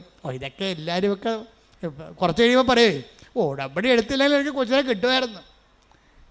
ഇതൊക്കെ ദൈവത്തിന് അറിയാവേ. നീ മനസ്സിൽ വിചാരിക്കണത് തന്നെ. Take the word of God. 139 സങ്കീർത്തനം 1 മുതലുള്ള തിരുവചനങ്ങൾ. കർത്താവെ അവിടുന്ന് എന്നെ പരിശോധിച്ചറിഞ്ഞിരിക്കുന്നു. പണിയായി. എങ്ങനെയുണ്ട് ഏറ്റു പറഞ്ഞേ, കർത്താവേ അവിടുന്ന് എന്നെ പരിശോധിച്ച് അറിഞ്ഞിരിക്കുന്നു. ഞാൻ ഇരിക്കുന്നതും എഴുന്നേൽക്കുന്നതും അവിടുന്ന് അറിയുന്നു. എന്റെ വിചാരങ്ങൾ അവിടുന്ന് അകലെ നിന്ന് മനസ്സിലാക്കുന്നു. ക്യാമറ വെച്ചിരിക്കുകയാണ് ഇവിടെ, കണ്ടത്തില്ലേ? ക്യാമറ ഇപ്പോഴല്ല മനുഷ്യൻ കണ്ടുപിടിച്ചത്. ദൈവത്തിന് പണ്ടേ സംഭവമുണ്ട്. ഞാൻ നിന്റെ മൂമെൻറ്റ്സുകൾ അകലെ നിന്ന് വീക്ഷിച്ചുകൊണ്ടിരിക്കുകയാണെന്നാണ് പറഞ്ഞത്. അപ്പോൾ എന്ന് വെച്ച് കഴിഞ്ഞാൽ എൻ്റെ അർത്ഥം എന്ന് വെച്ച് കഴിഞ്ഞാൽ നിങ്ങളെ പല ആൾക്കാരും ദൈവത്തെ വിശ്വസിക്കുന്നുണ്ടെങ്കിലും കുറച്ച് കഴിയുമ്പോൾ നിങ്ങൾ ഒരു 5-6 മാസം കഴിയുമ്പോൾ നിങ്ങൾ സാക്ഷ്യം പറഞ്ഞാൽ പോലും നിങ്ങൾ പറയും, അതിപ്പോൾ അത് മറ്റു തരത്തിൽ നടക്കുമായിരുന്നു. ഇപ്പോൾ ഞാൻ ഉടമ്പടി എടുത്തില്ലെങ്കിൽ ചിട്ടി വീഴുമായിരുന്നു, ഞാൻ ഉടമ്പടി എടുത്തില്ലെങ്കിലും ആ സ്ഥലം വിറ്റു പോകുമായിരുന്നു. എൻ്റെ പൊന്നു മകനെ ഇങ്ങനെ എങ്ങാനും വിചാരിച്ചാൽ അതിൻ്റെ അർത്ഥം എന്താണ്? നീ ഇത്രയും നാളെ കാട്ടിക്കൂട്ടിയതും എല്ലാം അണ്ടർ എസ്റ്റിമേറ്റ് ആയി സാധനം. ഇനി ഏത് കാലത്ത് നിനക്ക് ദൈവത്തിൻ്റെ അടുത്ത് വരാൻ പറ്റും? പല സമയത്ത് നീ ഞെളിഞ്ഞു നിന്ന് കർത്താവിൻ്റെ മുമ്പിൽ പറഞ്ഞതാണ് ദൈവമാണ് എന്നെ സഹായിച്ചതെന്ന്. ഇതിൽ ആ പ്രാർത്ഥനയുടെ കെട്ടുവിട്ടപ്പോൾ നീ തനി നിറം കാണിക്കും. അതിപ്പോൾ അല്ലെങ്കിൽ ഞാൻ ജയിക്കുമായിരുന്നു, ഞാൻ കുറേ കഷ്ടപ്പെട്ടതല്ലേ. അതായത് ഒരിക്കലും നിങ്ങൾക്ക് പറ്റിക്കുന്ന അബദ്ധം എന്തറിയാവോ, സാക്ഷ്യം പറയുന്നവന് 10 മാർക്ക്. ഇനി ഈ സാക്ഷ്യം പ്രതിസാക്ഷ്യമാകും, കൗണ്ടർ വിറ്റ്നസിങ്ങും ആകും, അതിന് 20 മാർക്ക് നെഗറ്റീവാണ്. എന്താ കാര്യം? നിങ്ങളിപ്പോൾ മകള് ജയിച്ചു, IELTS ജയിച്ചു, അല്ലെങ്കിൽ അവൾ റാങ്ക് അവർക്ക് MBBS അഡ്മിഷനുള്ള റാങ്ക് ലിസ്റ്റിൽ കയറി. ഇപ്പം നിങ്ങൾ പറയും ഞങ്ങൾ ഉടമ്പടി എടുത്തു, പത്രം കൊടുത്തു, പിന്നെ അവിടെ കൊണ്ട് ഉപ്പിട്ട് പ്രാർത്ഥിച്ചു, ദൈവം ഞങ്ങളെ സഹായിച്ചു എന്ന് പറയും. ഇപ്പം പറയും. ഒരു കൊല്ലം കഴിയുമ്പോൾ ഈ തള്ള തന്നെ നാക്കുകൊണ്ട് പറയും, അല്ലെങ്കിൽ ഞാൻ കുഞ്ഞുനാൾ മുതലേ അവളുടെ കൂടെ ഇരുന്ന് പഠിപ്പിച്ചതാണ് അവളെ. ഞങ്ങളൊരു കാറ്റക്കിസത്തിന് പോലും വിടാതെയാണ് പഠിപ്പിച്ചിരിക്കുന്നത്. അത് അവൾക്കറിയാം. അതൊക്കെ തന്നെ അപ്പം തന്നെ കൗണ്ടായി പോയി. പിന്നെ ഈ സാധനം ഇനി നാളെ പോയി ദൈവത്തിനെ മറന്ന് അമ്മയും മകളെ പഠിപ്പിച്ചിരിക്കണം. കാരണം ഇവൾ ആരെങ്കിലും വിശ്വാസം നടക്കാത്തവനെ ലൈൻ അടിച്ചിട്ട് അവസാനം വിശുദ്ധിയില്ലാത്ത വിശ്വാസമില്ലാത്ത കുഞ്ഞിനെ പ്രസവിക്കും. അതെന്താ ഈ അമ്മ വരുത്തി വെച്ചിരിക്കുന്ന സംഭവമാണിതെല്ലാം. ദൈവത്തെ മറന്ന് മക്കളെ കാറ്റക്കിസത്തിന് പോലും വിടാതെ 1-ാം സ്ഥാനം പഠനത്തിന് കൊടുത്ത് ഉണ്ടാക്കലാണ് കാണിച്ചിരിക്കുന്നത്. ഒന്നും ഉറങ്ങിയാൽ നേരം വിളിക്കത്തില്ല. ദൈവത്തിൻ്റെ മുമ്പിലാണ് നിങ്ങൾ കളിക്കണമെങ്കിൽ നിങ്ങളെപ്പോഴും വിചാരിക്കണം എന്താണ്, ദൈവം ഉണ്ടായേക്കൊള്ളാം, ദൈവത്തെ അങ്ങനെ ഉള്ളിൻ്റെ ഉള്ളിൽ വേറെ ഒരു ചിന്തയുണ്ട് ആൾക്കാർക്ക്.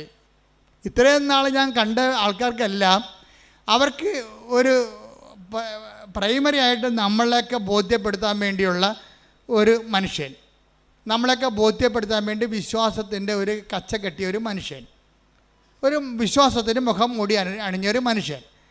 യഥാർത്ഥ അത് ഈ മുഖം മൂടിയുള്ള കാരണം ദൈവം ഇവനിട്ട് പണിയോ എന്നുള്ള കാര്യത്തിൽ ഒരു ഡൗട്ടും ഇല്ല. വിശ്വാസത്തിൽ മുഖം മൂടി വെച്ചാൽ ഇന്നല്ലെങ്കിൽ നാളെ 10 കൊല്ലം കഴിഞ്ഞാൽ എൻ്റെ കുമ്പാരി നിന്നെ പണിതിരിക്കും. എന്താ കാര്യം എന്നറിയാമോ? ഞങ്ങളുടെ നാട്ടിലെ ഭാഷയാണ് ഈ കുമ്പാരി എന്നൊക്കെ ഉള്ളത്. തലതൊട്ടപ്പനാണ് ഈ കുമ്പാരി എന്ന് വിളിക്കുന്നത്. അത് വെച്ച് കഴിഞ്ഞാൽ നീ ഇന്ന് ദൈവത്തിന് കൊടുക്കേണ്ട മഹത്വം ഇപ്പം കൊടുത്തിട്ട് കുറച്ച് കഴിയുമ്പോൾ എടുത്ത് വകമാറ്റി ചെലവഴിച്ച് കഴിഞ്ഞാൽ നീ അടയാളപ്പെടുത്തും ദൈവത്തിൻ്റെ മുമ്പിലേ. എന്താ കാര്യം? പിന്നെ ആത്മവികാരങ്ങൾ വരും. ഈ സാക്ഷ്യം പറയാത്തവരോ സാക്ഷ്യത്തിൽ നിലനിൽക്കാത്തവരോ സാക്ഷ്യം പറഞ്ഞതിന് ശേഷം 6 മാസം കഴിയുമ്പോൾ പിന്നെ അത് അല്ലെങ്കിൽ നടക്കുമായിരുന്നു എന്ന് പറയുന്ന ആൾക്കാരില്ല. അവരാണ് ഏറ്റവും അപകടകാരികൾ. സാക്ഷ്യമെല്ലാം പറഞ്ഞ് ഉറപ്പിച്ചതിന് ശേഷം 6 മാസം കഴിയുമ്പോൾ തന്നെത്താൻ ചിന്തിരിക്കുകയാണ്, അല്ലെങ്കിലും ആ സ്ഥലം വിറ്റ് മാറുമായിരുന്നു. അവിടെ ബസ് സ്റ്റാൻഡ് വന്നതൊന്നും നമ്മളറിഞ്ഞില്ലല്ലോ, റിയൽ എസ്റ്റേറ്റുകാരറിഞ്ഞ്. അപ്പോൾ അതുകൊണ്ട് ബസ് സ്റ്റാൻഡ് വന്ന കാരണം സ്ഥലത്തിന് വില കൂടണ കാരണം നമ്മുടെ സ്ഥലം നേരത്തെ അറിയാത്ത നമ്മുടെ കയ്യിൽ നിന്ന് അടിച്ചു മാറ്റിയതായിരുന്നു. ആ സ്ഥലം ഇന്ന് നമ്മുടെ കയ്യിൽ ഉണ്ടായിരുന്നെങ്കിൽ എത്ര ലക്ഷം രൂപ കിട്ടിയാലും. അപ്പോൾ എന്ത് വരും? അന്ന് നിനക്ക് ജപ്തി നടപടിയിൽ നിന്ന് രക്ഷിച്ച ദൈവം ഇപ്പം ഞൊട്ടേണ്ടി വരണം. എന്താ കാര്യം? ദൈവം നിന്നോട് എന്താ അപരാധം ചെയ്ത പോലെയാണ് ഇപ്പം നീ പറയണത്. ആ സ്ഥലം വിറ്റുപോയത് ഇപ്പോൾ 6 മാസം ഇപ്പോഴാണ് ബസ് സ്റ്റാൻഡ് വന്നത്. നമുക്ക് ഈ ബസ് സ്റ്റാൻഡ് വന്ന കാര്യം പണ്ടേ റിയൽ എസ്റ്റേറ്റുകാർക്ക് അറിയാമായിരുന്നു. അതുകൊണ്ടാണ് അവന്മാർ വന്നിട്ട് പറഞ്ഞ വിലക്ക് സ്ഥലം എടുത്തിരിക്കണത്. നമുക്കറിയാൻ പോലെ അതുകൊണ്ട് നമ്മുടെ സ്ഥലം പോയി. ഓക്കെ, ദൈവത്തിന് ഒരിക്കൽ കൊടുത്ത മഹത്വം ജപ്തി നടപടിയിൽ നിന്ന് ഒഴിവാക്കിയതിന് ഇപ്പം നീ ബസ് സ്റ്റാൻഡ് വന്ന് നീ കൊടുത്ത സ്ഥലത്ത് വില കൂടിയപ്പോൾ നീ മാറ്റി ചിന്തിക്കാൻ തുടങ്ങി. ഇതാണ് കൗണ്ടർ വിറ്റ്നസ്സിങ് എന്ന് പറയുന്നത്. ഇതൊക്കെ നിനക്കറിയാം. ഒരു ചിന്ത നിൻ്റെ ഉള്ളിൽ വരുന്നുമ്പോൾ തന്നെ അത് ഞാൻ അറിയുന്നു. എൻ്റെ ദൈവവേദന നിങ്ങൾ തീക്കട്ടയിൽ ഉറുമ്പരിക്കരുത്. എന്താ പ്രശ്നം വെച്ച് കഴിഞ്ഞാൽ ആദ്യമേ തന്നെ ഉടമ്പടി എടുക്കുമ്പോൾ തന്നെ ദൈവമായിട്ടൊരു ഉടമ്പടി ചെയ്യണം. എന്താ കാര്യം? ദൈവത്തിന് കൊടുക്കേണ്ട മഹത്വം പറഞ്ഞേ. ദൈവത്തിന് കൊടുക്കേണ്ട മഹത്വം മനുഷ്യനോ മൃഗങ്ങൾക്കോ കൊടുക്കാതെ എന്റെ മരണം വരെ ദൈവത്തിന് മാത്രമേ കൊടുക്കൂ. അപ്പൊ ഈ മേഖലയിലെ കോളം കൃത്യമായിട്ട് പൂരിപ്പിച്ച പിന്നെ കുറച്ച് ആശ്വാസമായി. എന്താ കാര്യം? ഇനി നമുക്ക് പ്രശ്നമില്ല. നമ്മളെ ദൈവമായിട്ട് വിശ്വസ്തത എന്നുള്ള വിഷയത്തിൻ്റെ ഭാഗമായിട്ട് വരുന്ന പഠനങ്ങളാണിത്. ഉടമ്പടി എടുത്തതിന് ശേഷം സാക്ഷ്യം പറഞ്ഞതിന് ശേഷം പിന്നെ 6 മാസം കഴിയുമ്പോൾ സാക്ഷ്യം മറിച്ച് ചിന്തിക്കുമ്പോൾ അവിശ്വസ്തതയാണ് അവിടെ വരണത്. അപ്പോൾ അത് വിശ്വസ്തതയിൽ ഉടമ്പടിയുടെ കാര്യത്തിൽ വിശ്വസ്തത മരണം വരെയാണ് വരണത്. അപ്പം അങ്ങനെ വരുമ്പോൾ എന്താ വെച്ച് കഴിഞ്ഞാൽ ദൈവം ഒരാളെ വിശ്വസിച്ച് പോയാൽ അയാളുടെ ക്വാളിറ്റി ആയിരിക്കും അത്. അല്ല ഓരോ അണ്ണന്മാർ വന്ന് അങ്ങോട്ട് ഉന്തുമ്പോൾ അങ്ങോട്ട് പോകും, ഇങ്ങോട്ട് ഉന്തുമ്പോൾ ഇങ്ങോട്ട് വരും, അങ്ങനെ എടുക്കത്തില്ല. അവിടെ ക്വാളിറ്റിയാണ്. അതിപ്പോൾ ഞാൻ അങ്ങനെ ചെയ്തു പോയി, അയാളപ്പം അങ്ങനോട് പറഞ്ഞപ്പോൾ എനിക്ക് അതാണ് സത്യമെന്ന് വിചാരിച്ച് ഞാൻ ഈ ദൈവത്തിനെതിരെ സംസാരിക്കുന്നതിന് വെച്ച് പൊറപ്പിക്കത്തില്ല. നിങ്ങൾ എന്നെക്കുറിച്ച് എന്ത് ചുക്ക് സംസാരിച്ചാൽ എനിക്ക് പ്രശ്നമില്ല. ഞാൻ നിങ്ങൾ മരിച്ചു പോയിട്ട് മണ്ണടിക്കുന്ന ആൾക്കാരാണ്. നിങ്ങളുടെ എന്നെ അംഗീകരിച്ചുകൊണ്ട് എനിക്ക് എന്നാ കിട്ടാനാണ്? ഒന്നും കിട്ടാനില്ല.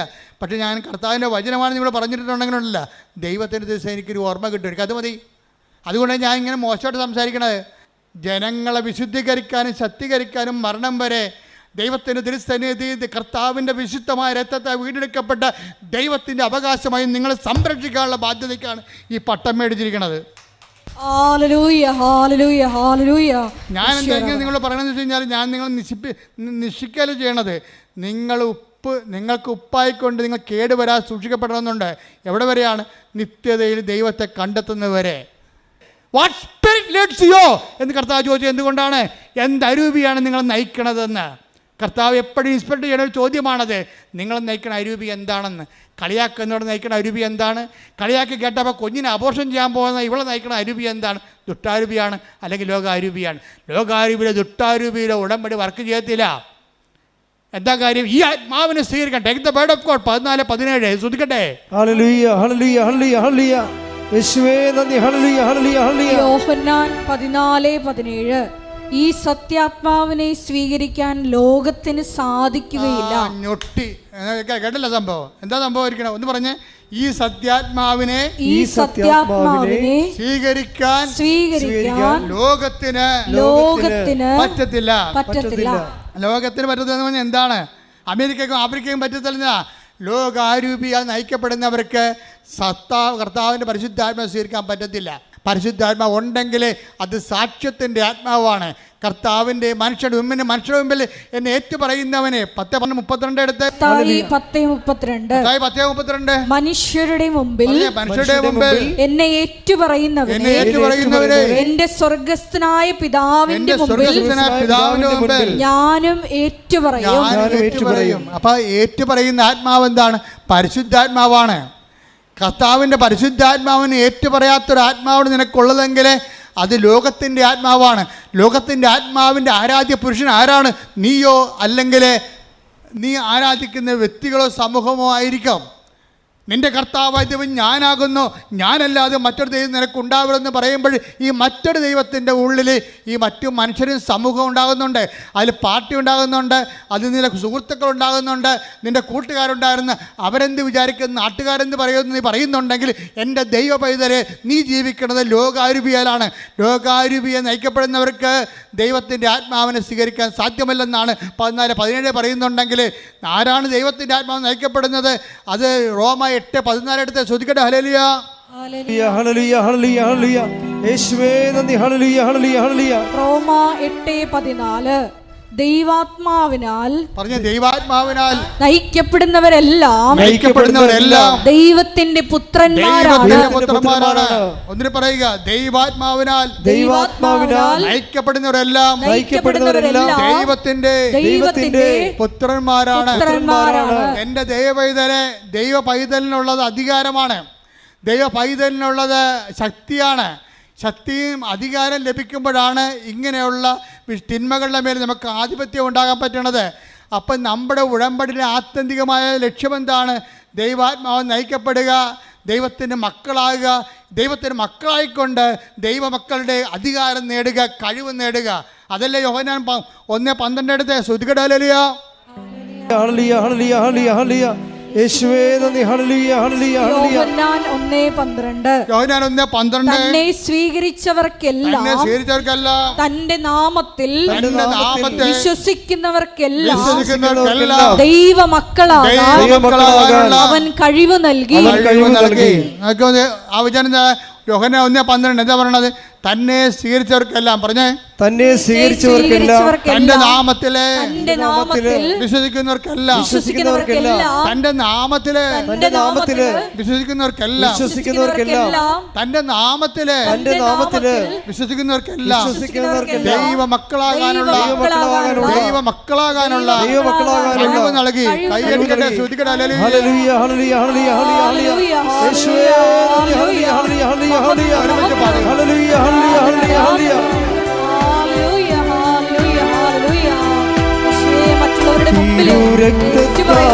അഭിഷേകം ചെയ്യണേ, അഗ്നിയാൽ പരിശുദ്ധി നൽകണേ, തിരുരക്തത്താൽ അഭിഷേകം ചെയ്യണേ. അഗ്നിയാൽ പരിശുദ്ധി നൽകണേ, ആത്മാവാം ദൈവമേ വരണേ, എന്റെ ഉള്ളിൽ വസിക്കാൻ വരണേ. ആത്മാവാം ദൈവമേ വരണേ, എന്റെ ഉള്ളിൽ വസിക്കാൻ വരണേ. ദാഹിച്ചു നിന്നെ ഞാൻ തേടുന്നു, സ്വർഗം തുറന്നിറങ്ങി നീ വരണേ. ദാഹിച്ചു നിന്നെ ഞാൻ തേടുന്നു, സ്വർഗം തുറന്നിറങ്ങി നീ വരണേ. ആത്മാവാം ദൈവമേ വരണേ, പാടുക എല്ലാവരും. എന്റെ ഉള്ളിൽ വസിക്കാൻ വരണേ. ആത്മാവാം ദൈവമേ വരണേ, എന്റെ ഉള്ളിൽ വസിക്കാൻ വരണേ. ദാഹിച്ചു നിന്നെ ഞാൻ തേടുന്നു, സ്വർഗം തുറന്നിറങ്ങി നീ വരണേ. ദാഹിച്ചു നിന്നെ ഞാൻ തേടുന്നു, സ്വർഗം തുറന്നിറങ്ങി നീ വരണേ. ആത്മാവാം ദൈവമേ വരണേ, എന്റെ ഉള്ളിൽ വസിക്കാൻ വരണേ. ആത്മാവാം ദൈവമേ വരണേ, എന്റെ ഉള്ളിൽ വസിക്കാൻ വരണേ.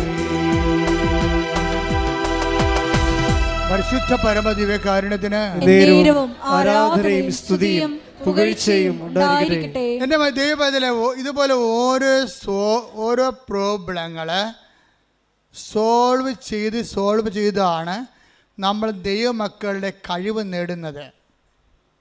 മനസ്സിലായില്ലേ? എന്താ പറഞ്ഞിരിക്കണത്? യോഹന്നാൻ 2:12 എന്താ 1:12 എന്താ പറയണത്? തൻ്റെ നാമത്തിൽ പറഞ്ഞേ, തന്റെ നാമത്തിൽ വിശ്വസിക്കുന്നവർക്കെല്ലാം ദൈവമക്കളാകാനുള്ള കഴിവ് നൽകി. തൻ്റെ നാമത്തിൽ വിശ്വസിക്കുക എന്ന് പറഞ്ഞാൽ എന്താ അർത്ഥം? നമ്മളെ വിശ്വാസം എന്ന് പറയും. വിശ്വാസം എന്ന് പറഞ്ഞാൽ എന്തെങ്കിലും വിശ്വാസം അല്ലല്ലോ. ദൈവവിശ്വാസം എന്ന് പറഞ്ഞാലും ക്രിസ്ത്യ വിശ്വാസത്തിൽ വരുമ്പോൾ ഒറ്റ വിശ്വാസമേ ഉള്ളൂ. ക്രിസ്ത്യ വിശ്വാസം എന്ന് പറയുമ്പോൾ റാൻഡമായിട്ട് ഇങ്ങനെ ജനറലായിട്ട് ദൈവത്തെ വിശ്വസിക്കണമല്ല. Very particular and personal. Our faith is very particular and personal. എന്താണ്? Our faith is in the name of Jesus Christ. അവൻ്റെ നാമത്തിലാണ് വിശ്വസിക്കുന്നത്. പറഞ്ഞ് എൻ്റെ വിശ്വാസം അവൻ്റെ നാമത്തിൽ വിശ്വസിക്കുന്ന എനിക്ക് ദൈവമക്കളാകാനുള്ള കഴിവ് നൽകുന്ന നല്ല പിതാവേ നന്ദി പറയുന്നു, എനിക്ക് സ്തോത്രം ചെയ്യുന്നു, ആരാധിക്കുന്നു. ശ്രുതികടെ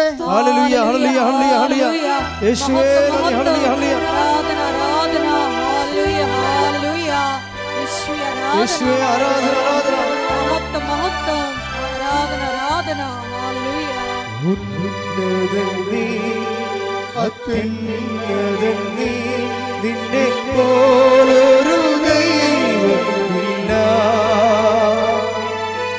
ഉന്നതൻ നീ, അത്യുന്നതൻ നീ, നിന്നെ പോലൊരു ദൈവമില്ല. അത്ഭുതവാ അതിശയവാ നീ മാത്രമേ ദൈവമെന്നും. അത്ഭുതവാ അതിശയവാ നീ മാത്രമേ ദൈവമെന്നും. എൻ്റെ ദൈവം ഈ വിഷയത്തിൽ ഒരു ക്ലാരിറ്റി ഉണ്ടാക്കണം നല്ലതാണ്. കൃപാസനം ധ്യാനത്തിൻ്റെ ഒരു പ്രത്യേകത അറിയാം. അത് ലളിതമായിരിക്കും, വ്യക്തമായിരിക്കും വിഷയം. നിങ്ങളോട് എന്താ പറഞ്ഞത്? വിശ്വാസം നിങ്ങൾ ക്ലാരിഫൈ ചെയ്യണം. Clarifying the faith. എന്താ സംഭവം? നമ്മുടെ വിശ്വാസം എവിടെയാണ്? അവൻ്റെ നാമത്തിലാണ്. ആരുടെ നാമത്തിലാണ്? യേശുവിൻ്റെ നാമത്തിലാണ് വിശ്വസിക്കണം. ഈ യേശുവിൻ്റെ നാമത്തിലുള്ള വിശ്വാസം എന്തുകൊണ്ടാണ് നമ്മൾ അവൻ്റെ നാമത്തിൽ വിശ്വസിക്കണം? എന്താ കാര്യം? അവൻ്റെ നാമത്തിൽ, വേറെ എന്തെങ്കിലും നാമത്തിൽ വിശ്വസിക്കാൻ പാടില്ലേ? എല്ലാ മതങ്ങളും ഓരോ വഴികളാണെന്നല്ലേ പറയണത്. വേറെ ഏതെങ്കിലും നാമത്തിൽ വിശ്വസിക്കാൻ പാടില്ലേ? പറ്റത്തില്ല. എന്താ കാര്യം? അവൻ മാത്രമാണ് നിൻ്റെ പാപത്തിന് പരിഹാരം ചെയ്തത്. അതാ വിഷയം.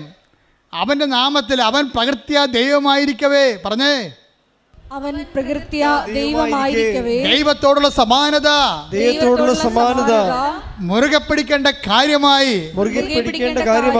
പരിഗണിക്കാതെ തന്നെ തന്നെ താഴ്ത്തി മരണത്തോളം കുരിശു മരണത്തോളം തന്നെ തന്നെ താഴ്ത്തി. അതിനാൽ ദൈവം അവനെ അത്യധികം ഉയർത്തി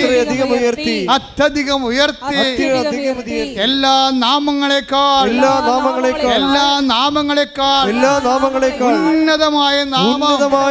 ഉന്നതമായ നാമം കൈയെടുക്കട്ടെ.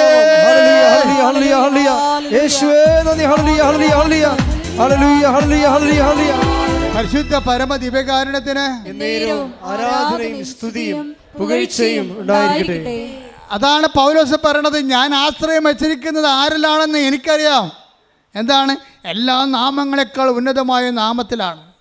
അതിനാൽ ദൈവം അവനെ അത്യധികം ഉയർത്തി എല്ലാ നാമങ്ങളെക്കാൾ ഉന്നതമായ നാമം അവിടത്തേക്ക് നൽകി. അതിനാൽ അവൻ്റെ നാമം കേൾക്കുന്ന മാത്രയിൽ take the word of God സ്തുതിക്കട്ടെ. ഹല്ലേലൂയ ഹല്ലേലൂയ യേശുവേ നന്ദി. ഹല്ലേലൂയ ഹല്ലേലൂയ ഹല്ലേലൂയ ഹല്ലേലൂയ ഹല്ലേലൂയ യേശുവേ സ്തുതി. ഹല്ലേലൂയ ഹല്ലേലൂയ ഹല്ലേലൂയ ഹല്ലേലൂയ. 2:9-10 ആകയാൽ ദൈവം അവനെ അത്യധികം ഉയർത്തി. പറഞ്ഞേ, ആകയാൽ ദൈവം അവനെ അത്യധികം ഉയർത്തി. ആകയാൽ ദൈവം അവനെ അത്യധികം ഉയർത്തി എല്ലാ നാമങ്ങൾക്കും ഉപരിയായ നാമം നൽകുകയും ചെയ്തു. ഇത് യേശുവിന്റെ നാമത്തിനു മുമ്പിൽ സ്വർഗത്തിലും ഭൂമിയിലും പാതാളത്തിലുമുള്ള സകലരും മുട്ടുകൾ മടക്കുന്നതിനും യേശു ക്രിസ്തു കർത്താവാണെന്ന് പിതാവായ ദൈവത്തിന്റെ മഹത്വത്തിനായി എല്ലാ നാവുകളും ഏറ്റുപറയുന്നതിനും വേണ്ടിയാണ്. അപ്പൊ യേശു ക്രിസ്തു ആരാണെന്ന് പറഞ്ഞത്?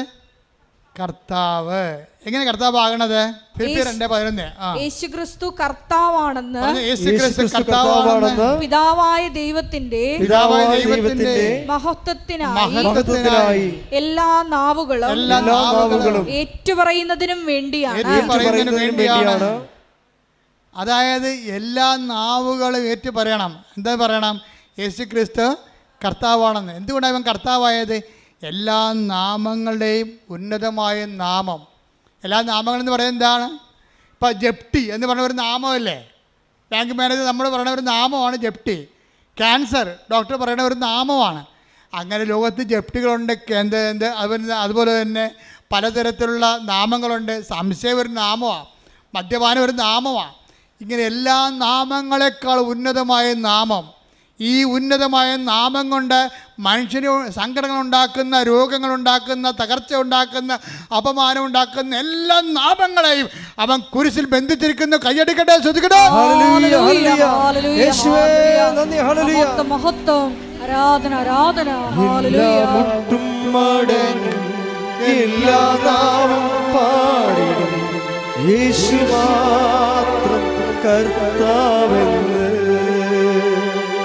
എല്ലാ മുട്ടും മടങ്ങും എല്ലാ നാവും പാടും യേശു കർത്താവെന്ന്.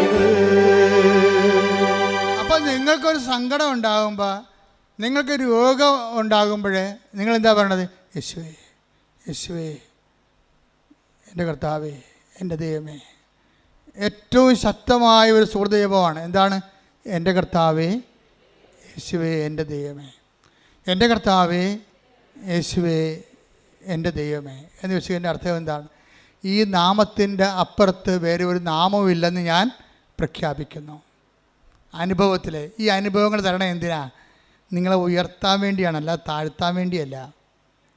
ഈ അനുഭവങ്ങളുടെ മെക്കാനിസം പഠിക്കണം. ഓരോ അനുഭവങ്ങളും തരണം എന്തിനാണ്? നിങ്ങളെ ഉയർത്താൻ വേണ്ടിയാണ്. പല ആൾക്കാരും അനുഭവം കൊണ്ട് താഴ്ന്നു പോവുകയാണ്. അതെന്താ കാര്യം? യേശുക്രിസ്തുവിനെ സ്വീകരിച്ചില്ലെങ്കിൽ അനുഭവങ്ങൾ കൊണ്ട് താഴ്ന്നു പോകാൻ സാധ്യതയുണ്ട്. അനുഭവങ്ങൾ എന്താണ്? അനുഭവങ്ങളിലൂടെയാണ് അവൻ ഓരോരുത്തർക്കും ഓരോ കാലം നൽകുന്നു. Take the word of God. അപ്പോസ്തല പ്രവർത്തനങ്ങൾ 17:26. ഭൂമുഖം മുഴുവൻ പറഞ്ഞ ഭൂമുഖം മുഴുവൻ വ്യാപിച്ചു വസിക്കാൻ വേണ്ടി അവിടുന്ന് ഒരുവനിൽ നിന്ന് എല്ലാ ജനപദങ്ങളെയും സൃഷ്ടിച്ചു. അവർക്ക് വിഭിന്ന കാലങ്ങളും വാസഭൂമികളും നിശ്ചയിച്ചു കൊടുത്തു. ഇത് അവർ ദൈവത്തെ അന്വേഷിക്കുന്നതിനും ഒരുപക്ഷേ അനുഭവത്തിലൂടെ അവിടുത്തെ കണ്ടെത്തുന്നതിനും വേണ്ടിയാണ്. അപ്പോൾ ഓരോ പ്രശ്നം ഉണ്ടാകണേ എന്തിനാണ്? ദൈവത്തെ അന്വേഷിക്കാനാണ്, അല്ല പിശാചിനെ അന്വേഷിക്കാനല്ല. ഓരോ അനുഭവങ്ങൾ ഉണ്ടാകുമ്പോൾ ദൈവത്തെ അറിയാൻ പാടില്ലാത്തവർ ആഭിചാക്കാരെയും കുട്ടിച്ചാത്തിനൊക്കെ അന്വേഷിക്കും. എന്താ കാരണം? ദൈവത്തെ അറിയത്തില്ല. ഓരോ അനുഭവങ്ങൾ ഉണ്ടാകണേ എന്തിനാണ്? ഓരോ സങ്കടങ്ങളും പ്രശ്നങ്ങളും ഉണ്ടാകണേ എന്തിനാണ്? നിങ്ങൾ അത് ദൈവത്തെ അന്വേഷിക്കാനും അന്വേഷിച്ച് അവിടുത്തെ കണ്ടെത്താനും വേണ്ടിയാണ്. പക്ഷേ ദൈവത്തെ അറിയാൻ പാടില്ലാത്തവർ പല പല ക്രിയകൾ ചെയ്തുകൊണ്ട് നടക്കും. അതുകൊണ്ടാണ് ബൈബിൾ പറയണത്, നിങ്ങൾ ദൈവത്തെ അന്വേഷിക്കണത് എന്താണ്? അന്വേഷിച്ചെത്തുമ്പോൾ നിങ്ങൾ എന്താ മനസ്സിലാകണത്? യേശു കർത്താവാണെന്ന് പ്രഖ്യാപിക്കും. നിങ്ങൾ എന്താ കാര്യം? എല്ലാ നാമങ്ങളെക്കാൾ ഉന്നതമായ നാമമുള്ളവനാണ് കർത്താവ്. അങ്ങനെ യേശു കർത്താവാണെന്ന് എന്ത് ചെയ്യണം? അധരം കൊണ്ടേറ്റ് പറയണം. മനസ്സിലായില്ലേ? ദൈവനെ മരിച്ചവർ ഉയർപ്പിച്ചെന്ന് ഹൃദയത്തിൽ വിശ്വസിക്കണം. അപ്പോഴാണ് രക്ഷ ക്രിസ്തുവിനെ പ്രാപിക്കുന്നത്. മനസ്സിലായില്ലേ? ക്രിസ്തുവിനെ ഓരോ വിഷയത്തെ പ്രാപിക്കാൻ പറ്റും. നിങ്ങളുടെ ജീവിത മണ്ഡലങ്ങളെ പ്രാപിച്ചാൽ അതിനെ ബ്ലെസ്സിങ് എന്ന് പറയും. ക്രിസ്തുവിനെ നിങ്ങളുടെ ശരീരത്തിൽ പ്രാപിച്ചാൽ അതിനെ ഹീലിംഗ് എന്ന് പറയും.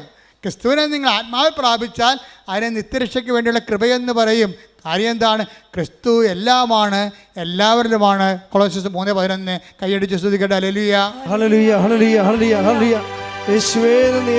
ഹല്ലേലൂയ ഹല്ലേലൂയ ഹല്ലേലൂയ ഹല്ലേലൂയ. കൊളോസ്യസ് 3:11 ക്രിസ്തു എല്ലാമാണ്, ക്രിസ്തു എല്ലാമാണ്, ക്രിസ്തു എല്ലാമാണ്, എല്ലാവരിലുമാണ്.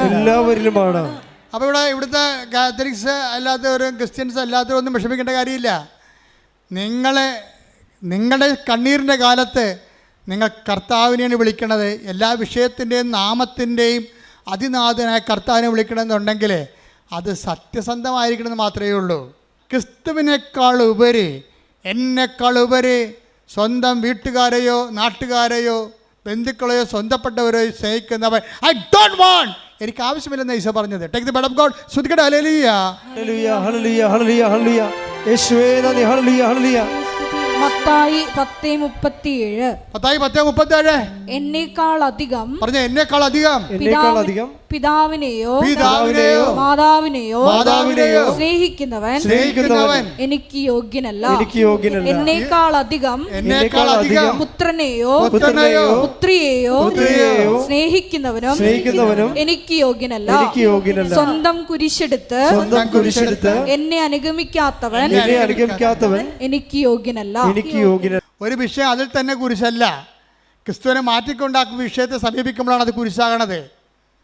അതൊരു ബ്ലെസ്സിങ് ആണ്. മൂന്നാമത്തെ ഭർത്താവ്, വിശ്വാസമില്ലാഞ്ഞ ഭർത്താവിന് വിശ്വാസം കിട്ടിയപ്പോഴേ അയാൾ അത് ബ്ലെസ്സിങ് ആയിട്ടാണ് കണ്ടത്.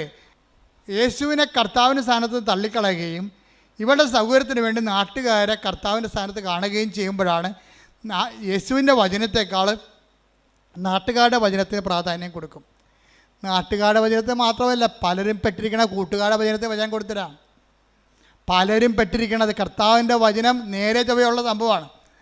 നിങ്ങളുടെ കയ്യിൽ ഉടായ്പുണ്ടെങ്കിൽ മാത്രമേ കൂട്ടുകാരുടെ വചനത്തിന് പ്രാധാന്യം കൊടുക്കുകയുള്ളൂ. എനിക്ക് ഏറ്റവും പേടി ആൻറ്റിമാരെയാണെന്ന് ഞാൻ എപ്പോഴും പറയും. എല്ലാ പ്രസംഗത്തിലും പറയും ആൻറ്റിമാരെ. കാര്യം ഞാൻ അനുഭവിച്ചിട്ടുള്ളൊരു ജന്മമാണത്. നിങ്ങളുടെ പല മക്കളും വഴിതെറ്റിപ്പോയതിൻ്റെ പിന്നിൽ ഈ ആൻറ്റിമാരുടെ കൈയുണ്ട്. അവർ വഴിപിഴപ്പിച്ചിട്ടാണ്. അവർ നല്ല വാക്ക്, ഒരു ശാസനം കൊടുക്കുന്ന ആൻറ്റിമാരില്ലെന്നല്ല പറയണത്. പലപ്പോഴും നിങ്ങളുടെ ശമ്പളമോ നിങ്ങളുടെ ഈ അവിടെ നിന്ന് യൂറോപ്പിൽ അവിടെയൊക്കെ വരുമ്പോൾ ഉണ്ടാകുന്ന, അല്ലെങ്കിൽ നിങ്ങളുടെ നാട്ടിലെ ശമ്പളത്തിൽ നിന്ന് എന്തെങ്കിലുമൊക്കെ നക്കാപ്പിച്ച കിട്ടി വളരണ ആൻറ്റിമാരും കൂട്ടുകാരും ഒക്കെ ആയിരിക്കും നിങ്ങളെ ദൈവത്തിൽ നിന്ന് അകറ്റണത്. ഒരുവൻ്റെ ശത്രു അവൻ്റെ കുടുംബത്തിൽ തന്നെയെന്ന് കർത്താവ് പറഞ്ഞു. അതുകൊണ്ടാണ് ശ്രദ്ധിക്കട്ടെ. ഹല്ലേലൂയ. Take the word of God. Mathai 10:36. സ്വന്തം കുടുംബത്തിൽപ്പെട്ടവർ തന്നെയായിരിക്കും ഒരുവന്റെ ശത്രുക്കൾ. ക്രിസ്തുവിനെ നമ്മൾ അകറ്റിക്കളയുന്ന ആൾക്കാരുടെ പേരാണ് എന്താണ്? ശത്രു. അവൻ ആരായിരിക്കും?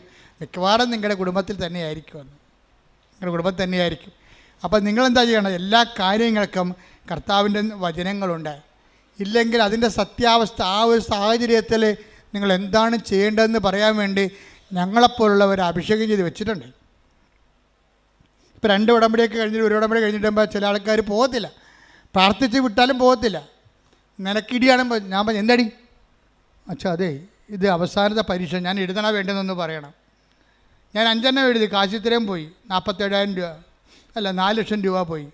ഇനി ഒരു പരീക്ഷ കൂടിയാണ്, കാശും വിട്ട് തരത്തില്ല, ഞാൻ എഴുതണ വേണ്ടെന്ന് പറയണം. അപ്പോൾ ഞാൻ അവർക്ക് തട്ടുതടിച്ചാൽ പറഞ്ഞ് നീ എഴുതടിയെന്ന് പറയും. എന്താ കാര്യം? അത് അധികാരമാണ്. ഞാനത് പറയുന്നത് എന്താണ്? കർത്താവിലാണ് പറയണത്. പിന്നെ എൻ്റെ റിസ്ക് ആർക്കാണ്? കർത്താവിലാണ്. ഞാനും അവളും കർത്താവിൽ വിശ്വസിക്കുന്നു. അപ്പോൾ കർത്താവ് തീർച്ചയായിട്ടും അധികാരം എന്ന് പറയാം. അപ്പോൾ ദൈവമക്കൾക്കുള്ള അധികാരം എന്ന് പറയുന്നത് മക്കളെ ഇനിയുള്ള കാലങ്ങളുടെയും കരിസ്മാറ്റിക് കാലങ്ങളിൽ നമുക്കുണ്ടായിരുന്നത് അത്ഭുതങ്ങളും അടയാളങ്ങളുമാണ്. ശക്തിയുടെ പ്രകടരൂപങ്ങളാണ് അത്ഭുതങ്ങളും അടയാളങ്ങൾ. പക്ഷേ ഇവാഞ്ചലൈസേഷൻ നമുക്ക് വേണ്ടത് അധികാരമാണ് വേണ്ടത്. കർത്താവിനെ അറിയാത്തവർ അറിയിക്കുന്നതിന് വേണ്ടി നമുക്ക് വേണ്ടത് അധികാരമാണ് വേണ്ടത്. എപ്പോഴും നമ്മൾ ഈ പത്രം കൊടുക്കാൻ പോകുമ്പോൾ ശ്രദ്ധിക്കണം. അത്ഭുതങ്ങളും അടയാളങ്ങളും പത്രത്തിലൊക്കെ ഉണ്ടെങ്കിലും നിങ്ങളുടെ അധികാരപൂർണമായിട്ടുള്ള വർത്തമാനമായിരിക്കും അവരെ വിശ്വാസത്തിലേക്ക് നയിക്കുന്നത്. എന്താ പറയണത്? ഇതാ സർപ്പങ്ങളുടെയും തേളുകളുടെയും ശത്രു. 10:19 ലൂക്ക 10:19. ഇതാ പാമ്പുകളുടെയും തേളുകളുടെയും ശത്രുവിന്റെ സകല ശക്തികളുടെയും മീതെ ചവിട്ടി നടക്കാൻ നിങ്ങൾക്ക് ഞാൻ അധികാരം തന്നിരിക്കുന്നു. ഒന്നും നിങ്ങളെ ഉപദ്രവിക്കുകയില്ല. അതായത് നമ്മൾക്ക് ഇപ്പൊ ഇനി മത്തായി 28:18 എടുത്ത് ശ്രദ്ധിക്കട്ടെ. ഹല്ലേലൂയ ഹല്ലേലൂയ ഹല്ലേലൂയ ഹല്ലേലൂയ. യേശുവേ നന്ദി. ഹല്ലേലൂയ ഹല്ലേലൂയ. മത്തായി 28:18. യേശു അവരെ സമീപിച്ച് അരുൾ ചെയ്തു, സ്വർഗത്തിലും ഭൂമിയിലുമുള്ള എല്ലാ അധികാരവും എനിക്ക് നൽകപ്പെട്ടിരിക്കുന്നു. ആകയാൽ നിങ്ങൾ പോയി എല്ലാ ജനതകളെയും ശിഷ്യപ്പെടുത്തുവിൻ. പിതാവിന്റെയും പുത്രന്റെയും പരിശുദ്ധാത്മാവിന്റെയും നാമത്തിൽ അവർക്ക് ജ്ഞാനസ്നാനം നൽകുവിൻ. ഞാൻ നിങ്ങളോട് കൽപ്പിച്ചവയെല്ലാം അനുസരിക്കാൻ അവരെ പഠിപ്പിക്കുവിൻ. യുഗാന്തം വരെ എന്നും ഞാൻ നിങ്ങളോട് കൂടെ ഉണ്ടായിരിക്കും. സംഭവം മനസ്സിലായില്ലേ നിങ്ങൾക്ക്? ഈ സുവിശേഷം കൈമാറ്റത്തിന് വേണ്ടത് അധികാരമാണ്, ശക്തിയല്ല. ശക്തിയും അടയാളം മാത്രമല്ല, അധികാരം വേണം. അധികാരം വേണമെന്നുണ്ടെങ്കിൽ അധികാരത്തിന് എപ്പോഴും നമുക്കറിയാം അധികാരം എങ്ങനെ ഉണ്ടാകണം. സഭയിൽ അധികാരം ഉണ്ടാകാൻ ഒത്തിരി മാർഗങ്ങളുണ്ട്. അധികാരം ഉണ്ടാകാൻ ഒത്തിരി മാർഗങ്ങൾ നമുക്കുണ്ട്. അത് ഒരു അധികാരം ലോ സ്റ്റാറ്റസിങ് ആണ്. ഉടമ്പടിയിലെ ഏറ്റവും ഘടകമാണ് ലോ സ്റ്റാറ്റസിങ്. എന്നുവെച്ചാൽ അതിനാൽ അത്യധികം അവനെ ഉയർത്തി എല്ലാ നാമങ്ങൾക്ക് ഉന്നതമായ നാമം അവിടത്തേക്ക് നൽകി. അവന് നാമം കേൾക്കുമ്പോഴേ താഴെ പാതാളത്ത് ഭൂസ്വർഗങ്ങളുള്ള എല്ലാ ജീവജാലങ്ങളും മുഴങ്കാൽ മടക്കേണ്ടിയിരിക്കുന്നു. അധികാരത്തിന് ശക്തി അതാണ്. അധികാരമെന്ന് പറയുമ്പോൾ അധികാരമുള്ളവർക്ക് മാത്രമേ സുവിശേഷ വേല ചെയ്യാൻ പറ്റത്തുള്ളൂ. അതുകൊണ്ട് നിങ്ങൾ പത്രം കൊടുക്കുന്നവർ കർത്താവേ സുവിശേഷ ചൈതന്യത്തിൻ്റെ അധികാരം തരാൻ പ്രാർത്ഥിക്കണം. കാരണം നിങ്ങൾ പോകാതെ തേളുകളുടെയും പാമ്പുകളുടെയും ശത്രുവിൻ്റെ സകല ശക്തികളുടെ നേർക്കാണ് പോണത്. നിങ്ങൾ പറയും അച്ഛന് കാശുണ്ടാക്കാനാണത്. നിങ്ങൾക്ക് എന്ത് കാര്യം? നിങ്ങൾക്ക് വിദ്യാഭ്യാസമില്ലേ? നിങ്ങൾക്ക് എന്താ പത്രം നടക്കേണ്ട കാര്യമുണ്ട്. എല്ലാ ഇതാ ശത്രുക്കളുടെയും തേളുകളുടെയും ശത്രുവിൻ്റെ പിശാചിൻ്റെ എല്ലാ ശക്തികളുടെ അടുത്തേക്കാണ് നിങ്ങൾ പോണത്. ആ ശക്തിയെ അതിജീവിക്കുന്ന അധികാരം തന്നാൽ നിങ്ങളെ വിടുന്നത്. അതുകൊണ്ട് തന്നെ നിങ്ങൾ 10:19 പറഞ്ഞുകൊണ്ടിരിക്കണം എന്ന് പറഞ്ഞാൽ ഇതാ ശത്രുവിൻ്റെ ലൂക്കാ 10:19 പറഞ്ഞ ഇതാ ശത്രുവിൻ്റെ സകല ശക്തികളുടെ മേൽ ചവിട്ടി നടക്കാൻ അധികാരം തന്ന എന്റെ കർത്താവേ, എന്റെ നാമത്തെ പ്രഘോഷിക്കുന്നതിനായി എന്നെ ശക്തീകരിക്കണമേ. എന്റെ നാമത്തെ കൈമാറുന്നതിനായി എന്നെ ശക്തീകരിക്കണമേ.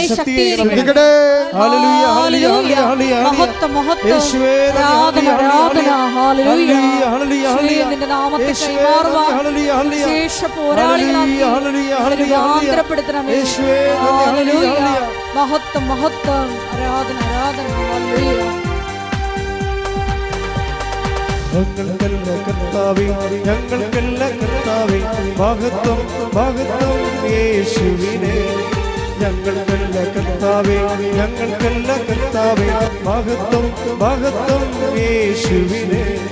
കളിമൺ പാത്രങ്ങൾ ഞങ്ങൾ, അയോഗ്യദാസരാം ഞങ്ങൾ.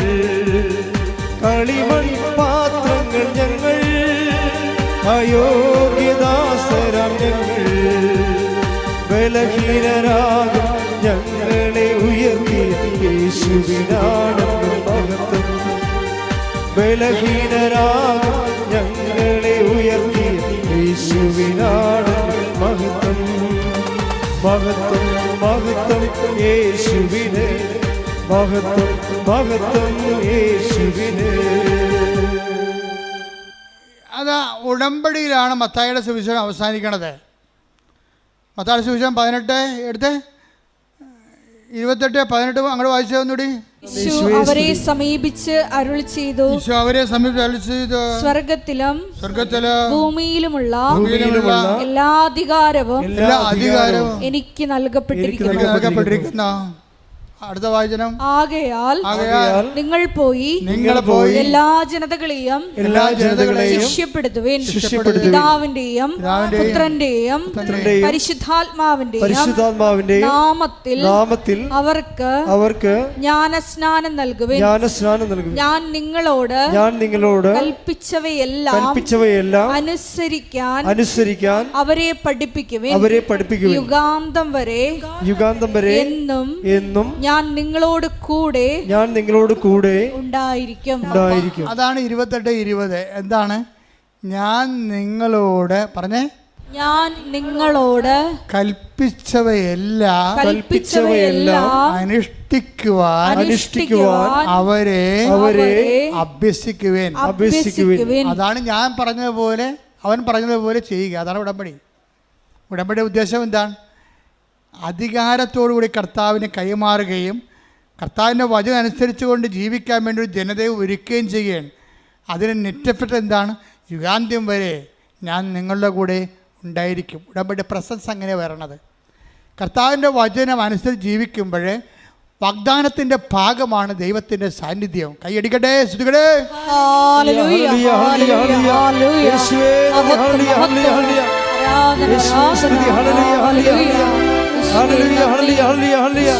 ആരാധന, ഹല്ലേലൂയ. ആരാധന, ആരാധന, ആരാധന, അങ്ങേയ്ക്ക് ആരാധന. ആരാധന, ആരാധന,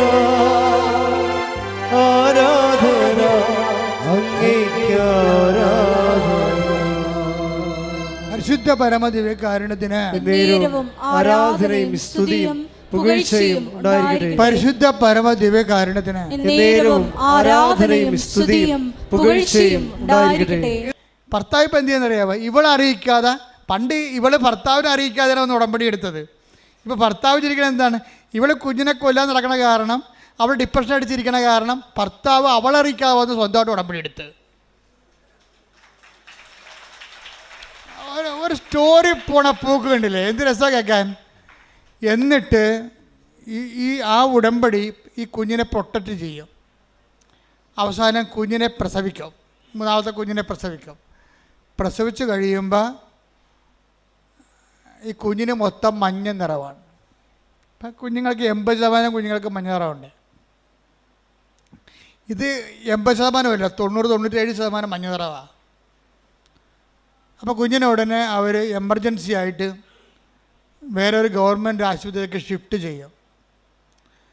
കൊച്ചിനെ അവിടെ കൊണ്ടുപോകുമ്പോൾ ഡോക്ടർ പറയും 1 മിനിറ്റേ ഉള്ളൂ, നിങ്ങൾ എത്രയും വേഗം പോയി ബ്ലഡ് ബാങ്കിൽ നിന്ന് ബ്ലഡ് കൊണ്ടുവരണം. ഈ ബ്ലഡ് കയറ്റിയില്ലെങ്കിൽ കൊച്ചി ഇപ്പം മരിക്കുമെന്ന് പറയും. അപ്പോൾ ഈ മനുഷ്യൻ തീ പറഞ്ഞു അവിടെ ആദ്യമായിട്ടാണ് അവിടെ ചെല്ലണത്. ആ ഗവൺമെൻറ് ആശുപത്രി കാണുന്ന ആദ്യമായിട്ട് എവിടെയാണ് ബ്ലഡ് ബാങ്ക്, തിരിച്ച് കുഞ്ഞെ കിടക്കുന്ന തിയേറ്റർ എവിടെയാണ്, ഇതൊക്കെ എല്ലാം കൺഫ്യൂഷനാണ്. രാത്രി ഓടുകയാണ്. അപ്പോൾ ഓടുന്ന സമയത്ത് ഇവന് ബ്ലഡ് ബാങ്കിൽ നിന്ന് ബ്ലഡ് കിട്ടും. ഒരു ബ്ലഡ് കണ്ടെയ്നറിൽ ബ്ലഡ് കൊടുക്കും. ഈ ബ്ലഡും പിടിച്ചുകൊണ്ട് ഇവൻ ഓടുകയാണ്. പക്ഷേ എങ്ങോട്ട് ഓടണമെന്ന് അറിയത്തില്ല, തെക്കും വടക്കും അറിയാൻ പാടില്ല. അവിടെ ചെന്നൊരു സെക്യൂരിറ്റി ചോദിക്കുന്നത് ഈ ബ്ലഡ് എവിടെ കൊടുക്കേണ്ടതെന്ന് പറയുമ്പോൾ ബ്ലഡ് കൊടുക്കും. ഉടനെ ബ്ലഡ് കൊടുക്കുമ്പോൾ ഇവൻ്റെ ചിറ്റ തങ്കച്ചിറ്റ എന്നാണ് അവൻ പറയണത്. തങ്കച്ചിറ്റ ഇരുട്ടത്ത് കൂടി വന്നു വെച്ചും കൊന്ത കൊണ്ടുവന്ന് ഈ ബ്ലഡെ വെക്കും. കർത്താവേ ഈ രക്തം നിൻ്റെ രക്തമായി മാറട്ടെ. ഈ കാലത്ത് ആൾക്കാരുടെ വിശ്വാസം എന്ന് പറഞ്ഞാൽ എന്നാ വിശ്വാസമാണ്. തങ്കച്ചിറ്റ തടഞ്ഞെടുത്തിട്ട് പറയണേ, കർത്താവേ ഈ രക്തം നിൻ്റെ രക്തം, അവളുടെ പ്രാർത്ഥിക്കുന്ന കൊന്ത എടുത്ത് തിമ്മ വെച്ചിട്ട് രക്തത്, കർത്താവേ ഈ രക്തം നിൻ്റെ രക്തമായി മാറട്ടെ. ഒറ്റ വാക്ക്. പിന്നെ ഇവൻ ഓടണം മുഴുവനും, കർത്താവേ നിൻ്റെ രക്തമാക്കണമേ. ഇത് കുഞ്ഞിൻ്റെ ശരീരത്തിൽ കയറുമ്പോൾ തന്നെ നിൻ്റെ രക്തമായിട്ട് കയറണമേ എന്നാണ്. അവൻ ഒരു കണക്കിന് സ്ഥലത്ത്, സെക്യൂരിറ്റി പറഞ്ഞ സ്ഥലത്ത് ചെന്ന് ചാടി ബ്ലഡ് കൊടുത്ത് ബ്ലഡ് കൊച്ചിന് കയറി. അതുപോലെ തന്നെ കൊച്ച് രക്ഷപ്പെട്ട്. അവൻ ആ സാക്ഷ്യത്തിന് അവസാനം പറയേണ്ട സംഭവമുണ്ട്. എല്ലാം ശാസ്ത്രമാകാം, പക്ഷേ ശാസ്ത്രമല്ലാത്ത കാര്യങ്ങളുണ്ട്. എന്താ കാര്യം? ഈ 1 മിനിറ്റിനുള്ളിൽ ഈ രക്തം എനിക്ക് കിട്ടിയിട്ട് ഞാൻ ഈ രക്തവും കൂടെ കുഞ്ഞിൻ്റെ അടുത്ത് എത്തിയതിൽ ശാസ്ത്രമില്ല, അവിടെ ദൈവം മാത്രമേ ഉള്ളെന്ന്. അത് എനിക്ക് ഭയങ്കര ഞെട്ടിപ്പോയി. അവൻ എന്ത് കറക്റ്റായിട്ടാണ് അനലൈസ് ചെയ്യണത്. 1 മിനിറ്റ് മാത്രമേ ഉള്ളെന്ന് പറഞ്ഞ സ്ഥലത്ത് ഈ രക്തം എടുത്തുകൊണ്ട് ആ 1 മിനിറ്റാണോ 2 മിനിറ്റാണോ 3 മിനിറ്റ് ആക്കേണ്ടത് ദൈവമാണ്. അവിടെ ശാസ്ത്രത്തിനൊന്നും ചെയ്യാനില്ല. ഇവിടെ കൊണ്ടുവന്ന് ഞാൻ കൊടുക്കും. ആ രക്തകത്ത് കയറുന്നവരെ ആ പറഞ്ഞ സമയത്ത് അവിടെ എത്തിക്കുന്നതിൽ ശാസ്ത്രമില്ല. അവിടെ എന്താണ്? വിശ്വാസം മാത്രമേ ഉള്ളൂ. അത് തങ്കച്ചേറ്റിയുടെ വിശ്വാസമാണ്. കർത്താവ് ഈ രക്തത്തെ നിൻ്റെ രക്തമായി മാറ്റണമേ എന്നുള്ളത്. അത് കയറുമ്പോഴാണ് കുഞ്ഞിൻ്റെ മഞ്ഞ നിറത്തിലിരുന്ന ശരീരം മുഴുവൻ ചുവന്നുകൊണ്ട് വരും. എന്താ കാര്യം? കർത്താവ് അതിനെ ആശീർവദിച്ചു. ആ കുഞ്ഞിൻ്റെ ജീവനെ തിരിച്ചെടുക്കുകയാണ്. നിങ്ങളുടെ ഫെയ്ത്ത് ഗ്രാഫിലെ ഈ ഒടിയൻ ഗ്രാഫിൽ ഒത്തിരി ഒടിഞ്ഞൊടിഞ്ഞ് താഴേക്ക് പോയാൽ നിങ്ങൾ തോറ്റെന്നതിൻ്റെ അർത്ഥം. ഇടയ്ക്കൊക്കെ തിരിച്ച് ഒടിയാം, സ്വാഭാവികമാണ്. പക്ഷേ ഫെയ്ത്ത് ഗ്രാഫ് എപ്പോഴും വളരണമാണ്. വിശ്വാസത്തിൽ വളരുന്നില്ലെങ്കിൽ വിശ്വാസത്തിൽ തളരുന്നതാണ് അതിൻ്റെ കൗണ്ടെന്ന് പറയണത്. അതുകൊണ്ട് ആവശ്യമില്ലാതെ നിങ്ങളുടെ സൗകര്യം നോക്കിയിട്ട് മറ്റവരെന്ത് പറയും, വീട്ടുകാരെന്ത് പറയും, കൂട്ടുകാരെന്ത് പറയും, പാർട്ടിക്കാരെന്ത് പറയും, ഒരു മനുഷ്യൻ നോക്കരുത്. നിൻ്റെ കർത്താവ് എന്ത് പറയുന്നു അതനുസരിച്ച് ചെയ്യാനാണ് നീ ഉടമ്പടി എടുത്തിരിക്കുന്നത്. അത് നിന്നെ ഉയർത്തുകയും നിലനിർത്തുകയും ചെയ്യും. കാര്യം അവൻ്റെ നാമം എല്ലാ നാമങ്ങളെക്കാൾ ഉന്നതമായ നാമം.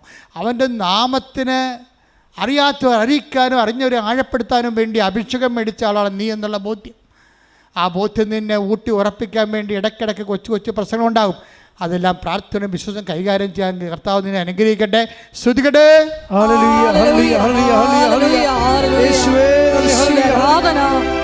ജീവിതത്തിലെ എല്ലാ പ്രതിസന്ധി ഘട്ടങ്ങളിലും നീയാണ് കർത്താവെന്ന് ഉറക്കെ പ്രഖ്യാപിക്കുവാൻ ഈ ആരാധനയിലൂടെ ഞങ്ങളെ തിരഞ്ഞെടുത്ത് അഭിഷേകം ചെയ്യണമേ.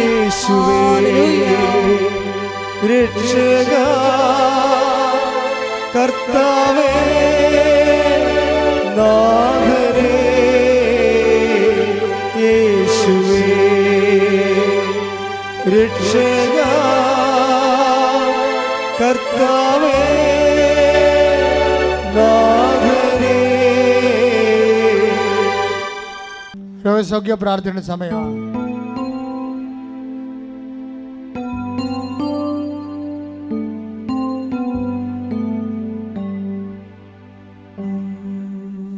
രോഗമുള്ളിടത്ത് കൈകൾ വെക്കുക. ഗുരുതരമായ രോഗമുള്ളിടത്ത് കൈവെക്കാം. കർത്താവിൻ്റെ നാമത്തിൽ പ്രാർത്ഥിക്കാൻ പോകുന്നു. തലവേദനയുള്ളവരെ നെറ്റി കൈവെക്കണം. ഉദരരോഗമുള്ളവരെ വയറിൽ കൈവെക്കണം. കരരോഗമുള്ളവർ നെഞ്ചിൻ്റെ കൂടിനെ കൈവെക്കണം. ഹൃദ്രോഗമുള്ളവരെ ഇടനെഞ്ചിന് കൈവെക്കണം. ടോൺസൈറ്റ് തൈറോയ്ഡ് രോഗികൾ തൊണ്ടയിൽ കൈവെക്കണം. സർവാംഗം കൂടുതൽ രോഗമുള്ളവരെ കൈവണച്ച് വെക്കണം. മൊത്തം കർത്താവിന് ശരീരം ഉള്ളംകാരം വരെ ഏൽപ്പിക്കണം. ഇടിമുഴക്കം പോലെ ശ്രുതിക്കട്ടെ. കർത്താവേ, നിന്റെ ഉന്നതമായ നാമത്തിന് സ്വന്തം ചെയ്യുന്ന ഓൺലൈനിലുള്ളവരും പ്രാർത്ഥിക്കട്ടെ. ഓൺലൈനിലുള്ളവരും പ്രാർത്ഥിക്കട്ടെ. ശരീര രോഗങ്ങളുള്ളിടത്ത് കൈവച്ചുകൊണ്ട് പ്രാർത്ഥിക്കട്ടെ. 38 വർഷം ഞാൻ അർപ്പിച്ച കുർബാനയുടെ യോഗ്യതയാൽ കൃപാസന അൾത്താറെ സമയ ഘടികാരം നെഞ്ചിൽ ചാർത്ത് ജീവനോടെ പ്രത്യക്ഷപ്പെട്ട പരിശുദ്ധ അമ്മയുടെ മാധ്യസ്ഥത്തിലെ യേശുവിൻ്റെ നാമത്തിലെ, യേശു കർത്താവിൻ്റെ നാമത്തിലെ മാരക രോഗങ്ങൾ, തീരാവേദികൾ, ജീവിത ദുരിതങ്ങൾ, ജീവിത തടസ്സങ്ങൾ, ജോലിയില്ലാത്ത അവസ്ഥകൾ, വിസ കിട്ടാത്ത അവസ്ഥകൾ, സാമ്പത്തിക തകർച്ചകൾ, വീടില്ലാത്ത അവസ്ഥകൾ, സ്ഥലമില്ലാത്ത അവസ്ഥകൾ, സമാധാനമില്ലാത്ത അവസ്ഥകൾ, അകന്നുപോയ ഭാര്യ ഭർത്താക്കന്മാര്, മക്കളില്ലാത്തവര്, സാമ്പത്തിക തകർച്ച വന്നുപോയവര്, കടത്തിലായിപ്പോയവര്, ജപ്തിയായിപ്പോയവര്, മാരക രോഗികള്, ജീവിതത്തിന്റെ സർവമണ്ഡലങ്ങള് യേശുവിന്റെ നാമത്തിൽ സൗഖ്യം പ്രാപിക്കട്ടെ, വിടുതൽ പ്രാപിക്കട്ടെ. മഹത്വം മഹത്വം, നന്ദി യേശുവേ, ആരാധന. എന്നിൽ നിറയണമേ, വരേണമേ, സൗഖ്യം നൽകണമേ, വരേണമേ, എന്നിൽ നിറയണമേ, വരേണമേ, സൗഖ്യം നൽകണമേ.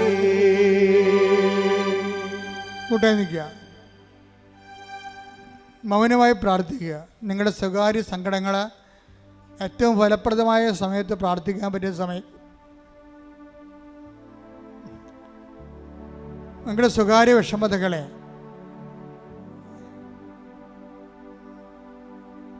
ഏറ്റവും ഫലപ്രദമായി പ്രാർത്ഥിക്കാൻ പറ്റിയ സമയമാണ് ഈ ആരാധന സമയം. അമ്മയുടെ മധ്യസ്ഥതയിൽ നിങ്ങളുടെ സങ്കടങ്ങളെ, രോഗങ്ങളെ, തടസ്സങ്ങളെ പരിശുദ്ധ അമ്മയ്ക്ക് ഏൽപ്പിക്കുക. ഡേറ്റിട്ട് ഏൽപ്പിക്കുക.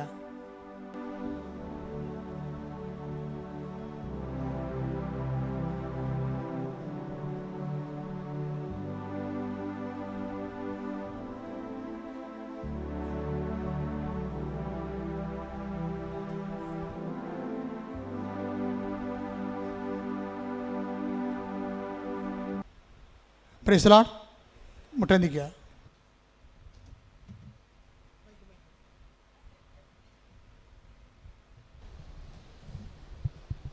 ഒരിക്കൽ കൂടി മരിയൻ ഉടമ്പടിയിൽ സമർപ്പിച്ചിരിക്കുന്ന എല്ലാ വിഷയങ്ങളും ദൈവമാതാവിൻ്റെ മധ്യസ്ഥയിൽ ദിവ്യകാരുണ്യ സന്നിധിയിൽ സമർപ്പിച്ച് ഒരു നിമിഷം നമുക്ക് മൗനമായിട്ട് പ്രാർത്ഥിക്കാം.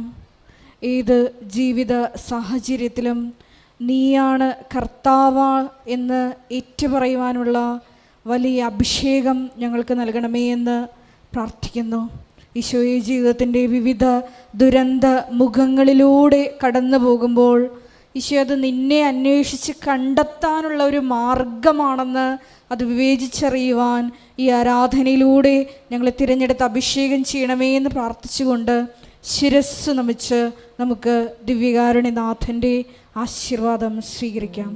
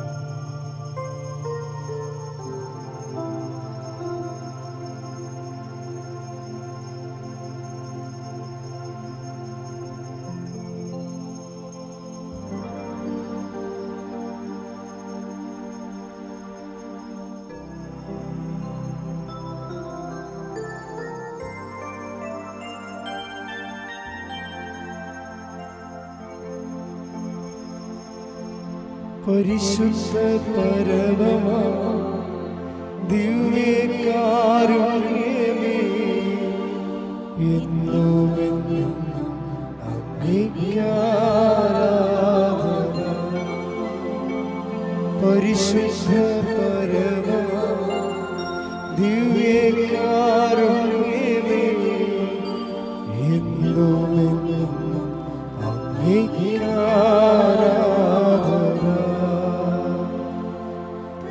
ശുദ്ധ പരമമാ ദിവ്യകാരുണ്യമേ എന്നുമെന്നും അങ്ങേയ്ക്കാരാധന.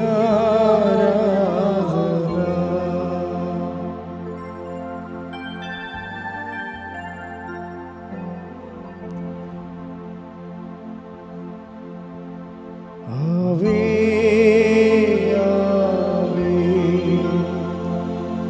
Ave Maria.